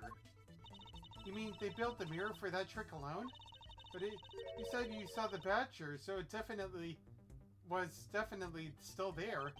That was true at the time. However, doing this allows someone to make the blue badger disappear in a flash. To remove a reflected image, simply move the mirror. First, the mirror was constructed so that it could be moved. Then, beyond where the mirror was, an empty hallway had to be created. So they wanted to so when they wanted people to see the blue badger, they would open the mirror. When they wanted to hide it, they simply had to close it again. This explains why the other side of these fragments have a design on them. And if the pattern is the same as the other walls in this hallway, then what? So when the mirror is closed, it would bend with the rest of the walls. It would blend in with the rest of the walls. This is the mirror trick that this haunted house employs. And this also proves the existence of a hiding place for the culprit. Huh? How so? Think about it, Kay. There was a place that was outside of my field of vision.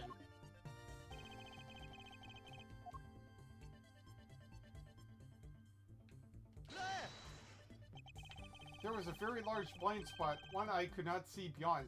And it was here. If my assailant hit on the other side of the movable mirror, then you wouldn't be able to see him. You didn't even need to do anything to the Blue Badger doll. Exactly, all he had to do was wait for me on the other side of the mirror.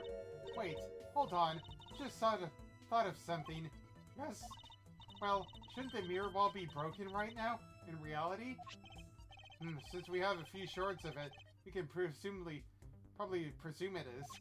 Yes, most definitely is broken. The question is, when was it broken? If we found these inside the victim's costume, that would mean that the victim was there when the mirror was broken. Wait, that sound. Need the money, Ego? Now. That sound I heard was most definitely the sound of a mirror breaking. Okay, I'd like you to input some new information. Heck, don't scare me like that. Sorry, but I need you to recreate something for me. Sure, whatever you need. So what do we need anyway? If you could first recreate this hallway, just before I entered the dining room. You got it.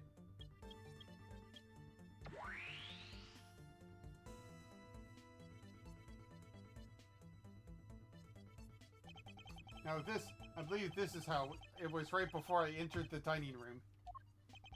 Although at the time, I thought it was but a single straight hallway. Then when I went inside, it was around then that I heard the sound of a mirror shattering. You heard what? Then? Yes, I believe it was then that the mirror was broken. Okay, so then, when you stepped outside into the hallway again, the mirror wall should no longer exist, Kay. Please recreate that. Oh, got it. Okay, got it.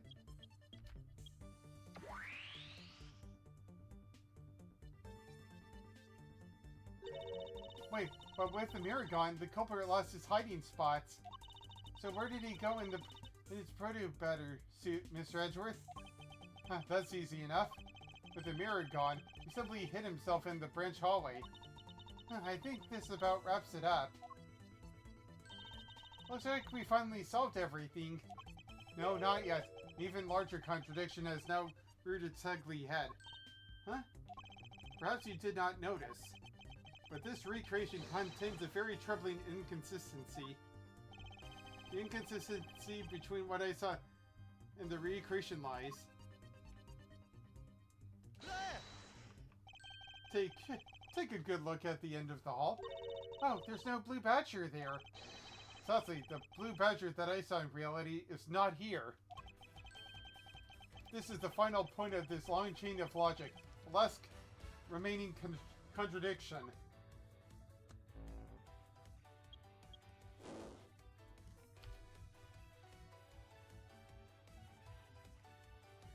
So let me get this straight. When you came out of the dining room, you saw a badger, right? That is precisely where the final contradiction lies. Something that shouldn't exist was there before me. Or what do you suppose it was? I believe this is the real identity of our mystery badger.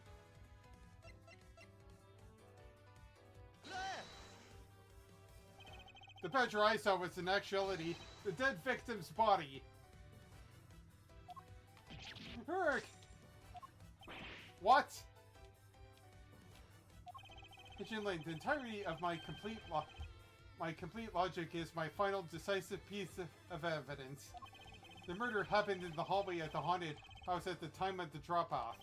And you can consider the moment I heard the mirror breaking to be the real time of the death for Mr. Deacon. No. Maybe it was due to their fighting, or perhaps it was the life-shuddering bullet. But no matter what the cause was, the hallway mirror wall was broke. And not for the fast. Hey, we're in the halls at the time, right? Are you telling me that you missed the sound of a gunshot? There were a variety of sound effects playing at the time, all for theatrics, I assume. The gunshot must have blended right in. Oi! Yeah. Now then, I'd like to recall something for me. Who was it that was with the victim at the haunted house? Huh, Burke. Who was the one who had the opportunity to rob the victim of his gun and use it on him? Her in New York. It was you, Lance Hermano. Lance Hermano. I want to break free. I want to break free. I'm trying to break free from your lies and your stuff, and it's fine, I don't need you. I want to break free.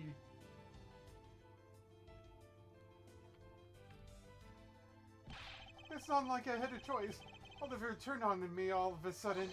He snapped and turned violent right after I hung up with you. He shoved me to the ground and straddled me. I fought back as hard as I could, grabbed his gun, and I shot him.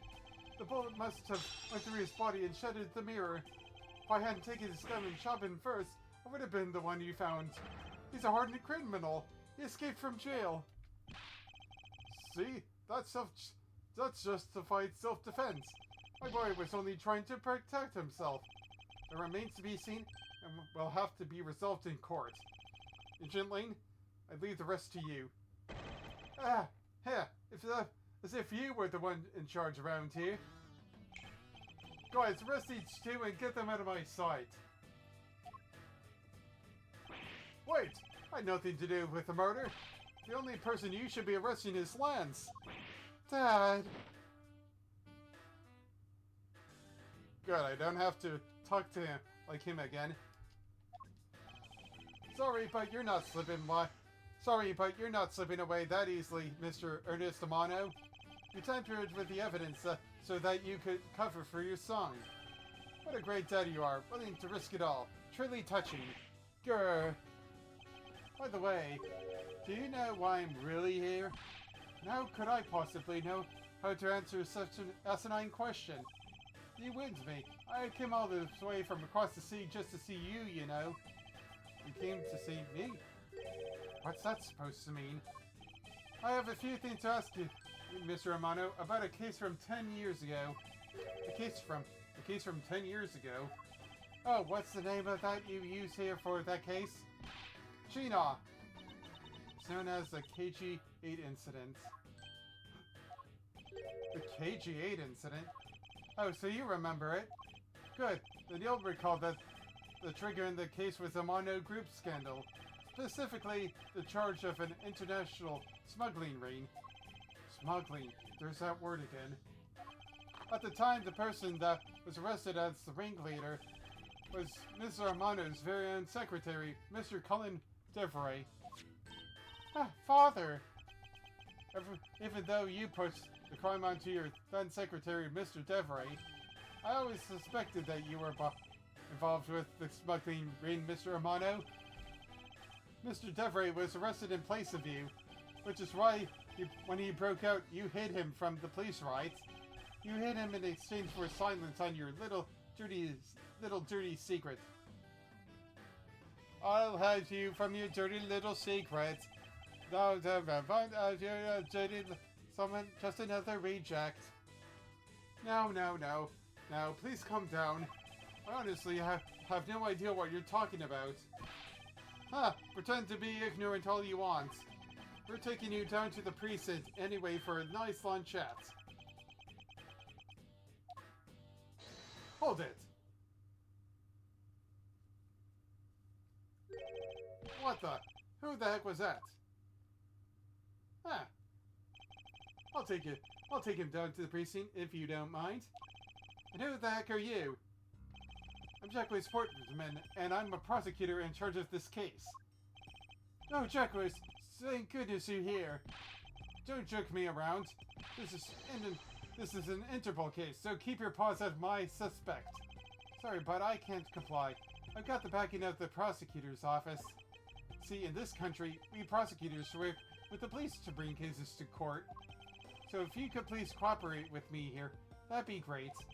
Now, how about a handshake to seal the deal? With well, I'd be a killer in a few games. cases later. Sorry, but I hate prosecutors. The whole lot of you.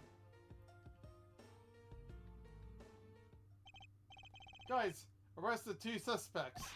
Sir. Oh, I almost forgot. Prosecutor Miles Edgeworth, is it? I'd like to thank you. Thank me? Yeah, for working so hard to fulfill my goal.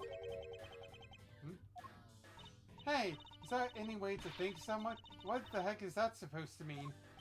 You were so relentless with Lance that you forced Ornitz to tamper with the evidence. Thanks to that, I finally had a legitimate reason to arrest him. So how does it feel to bite the hand that feeds you? The hand that feeds me? I'm not sure I follow. It's no use pretending with me. You're the one, right? You're the corrupt prosecutor that's working for Mr. Amano and the smuggling ring, right? No, I would never do such a thing. What the heck? Rintel's never wrong. In your prosecutor's office, there's definitely someone working with the ring. So Agent Lane suspected my relation to Mr. Amano. That must be the real reason behind his antagonistic attitude. On top of that, your mentor was Manfred von Karma, right? There were non-stop rumors flying around about that forged evidence with that guy. You're not twisting the truth behind those closed courtroom doors, too, are you? The courtroom is a place where the truth is revealed. Well, don't worry, it's not only you. A whole lot of you can't be trusted. Prosecutor who never lost in 40 years.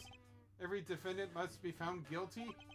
Fueled by that kind of thinking, is it any wonder that courts produce nothing but falsities and lies? It would seem that his disdain extends beyond just me. Prosecutors, the courts. Why is this man so angry with us all? Rest assured, the next time we meet, I won't be so forgiving. Ta-da! Figure pose. So don't you forget it, with my sweet lady here. Please, wait. Agent Sheena. Why does Agent Lane hate all prosecutors so? Lane is the head of the long-honored House of Lang and Xinfa. The head of all police-related divisions in that country were of Lang blood. Or? What do you mean by that? Aren't they still? They were revered, but that was a long time ago. They don't hold that sort of sway anymore. And it was all because of the courts. How could that be? The prosecutor once tampered with the evidence of one of the detectives. The prosecutor once withheld and tampered with the evidence one of the Lang detectives found. That evidence purity was tarnished and cost the Lang family its honor and trust. But not all prosecutors are like that. Even so, Lang will never respect the court again, or any prosecutor. So Ancient Lane is a man who hates all courts, and is unwilling to forgive prosecutors. Man, what a piece of work that guy is. Come on, Jim, we better catch up. Yeah. We still got to deliver that thing to the old man after all.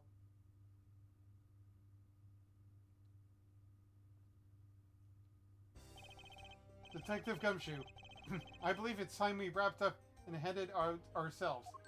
Yeah, are you going home, Mr. Edgeworth? No, I've done nothing but be entangled in one mess after another since my return. If it's alright with you, can you drop me off my office? No problem, sir. Excuse me. Yes, what is it? Thank you very much. Oh, it's okay. No need to thank me, pal. Just doing my job as a detective. I guess I was fooled pretty badly by Lance. How cruel fate. What's a woman to do when she's been hurt by the one she loves? And to think I never realized my father was right there. Never said anything to him. I knew it. I'm a failure. There she goes again, talking to herself. Miss Pops, I wonder if you know why your father participated in the kidnapping? No, I have no idea. Your father died while he was trying to stop plans. Which means that from the beginning, he had no intention... He had no interest in the staged self-abduction. Wait, then why did he... I believe it was because of your presence, Miss Pops. He... Let's realize that the two of you were related. Which is why he used you as a hostage to coerce Mr. DeVray into cooperating. Father... As a felon, he could not tell you of his relationship to you. However, as the Mano family butler, at the very least, he was able to watch over you. It was all he could do, but that was the shape of his overflowing love for you. Huh? Go on, speak your mind. That is... Thank you very much. You're welcome, although there is no need to thank me. Oh, no, Lawrence, stop. I mean, this man's so much older than you. Bye-bye. Looks like you've completely stolen her way, Mr. Edgeworth. Way to go, sir. Your technique is way better than the level of a great thief. Huh? What are you going on about now? Wow, your deducing skills may be sound, but you have no street smarts. That's Mr. Edgeworth for you. Yeah, I mean, he still has to figure out who I am at all. Well, if you haven't remembered in all this time, I guess I'm just going to have to say it. This isn't the first time we've met, you know. What do you mean, pal? Mr. Edgeworth, how do you know this girl? Huh, looks like you totally forgot you too, Gummy. Gummy? I'm no gummy bear. Here, maybe this will jog your memory. I promise I'd return this to you one day, remember? That single piece of cloth took me back far into my past. To that fateful day 7 years ago, when I first met the then Child's K and Detective Gumshoe. The end. Alright. That was a lot. We couldn't have turnabout it worded. Alright. Oh. Okay, good.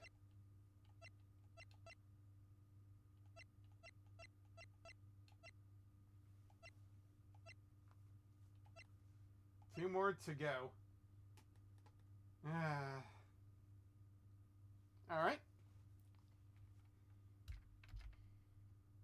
Okay, so let's see here. I guess it will be time for me to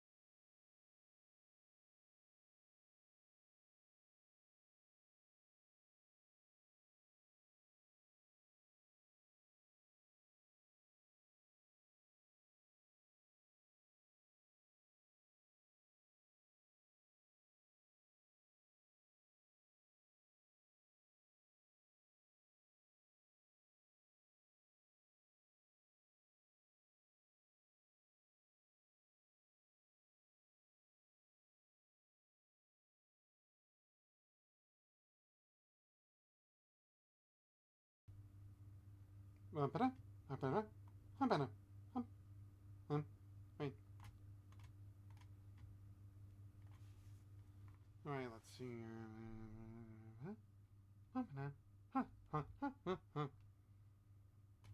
So yeah, I hope that you've all have had a great day. I hope that you've had a great day so far, and if not, I hope the rest of your day is better or tomorrow's better for you.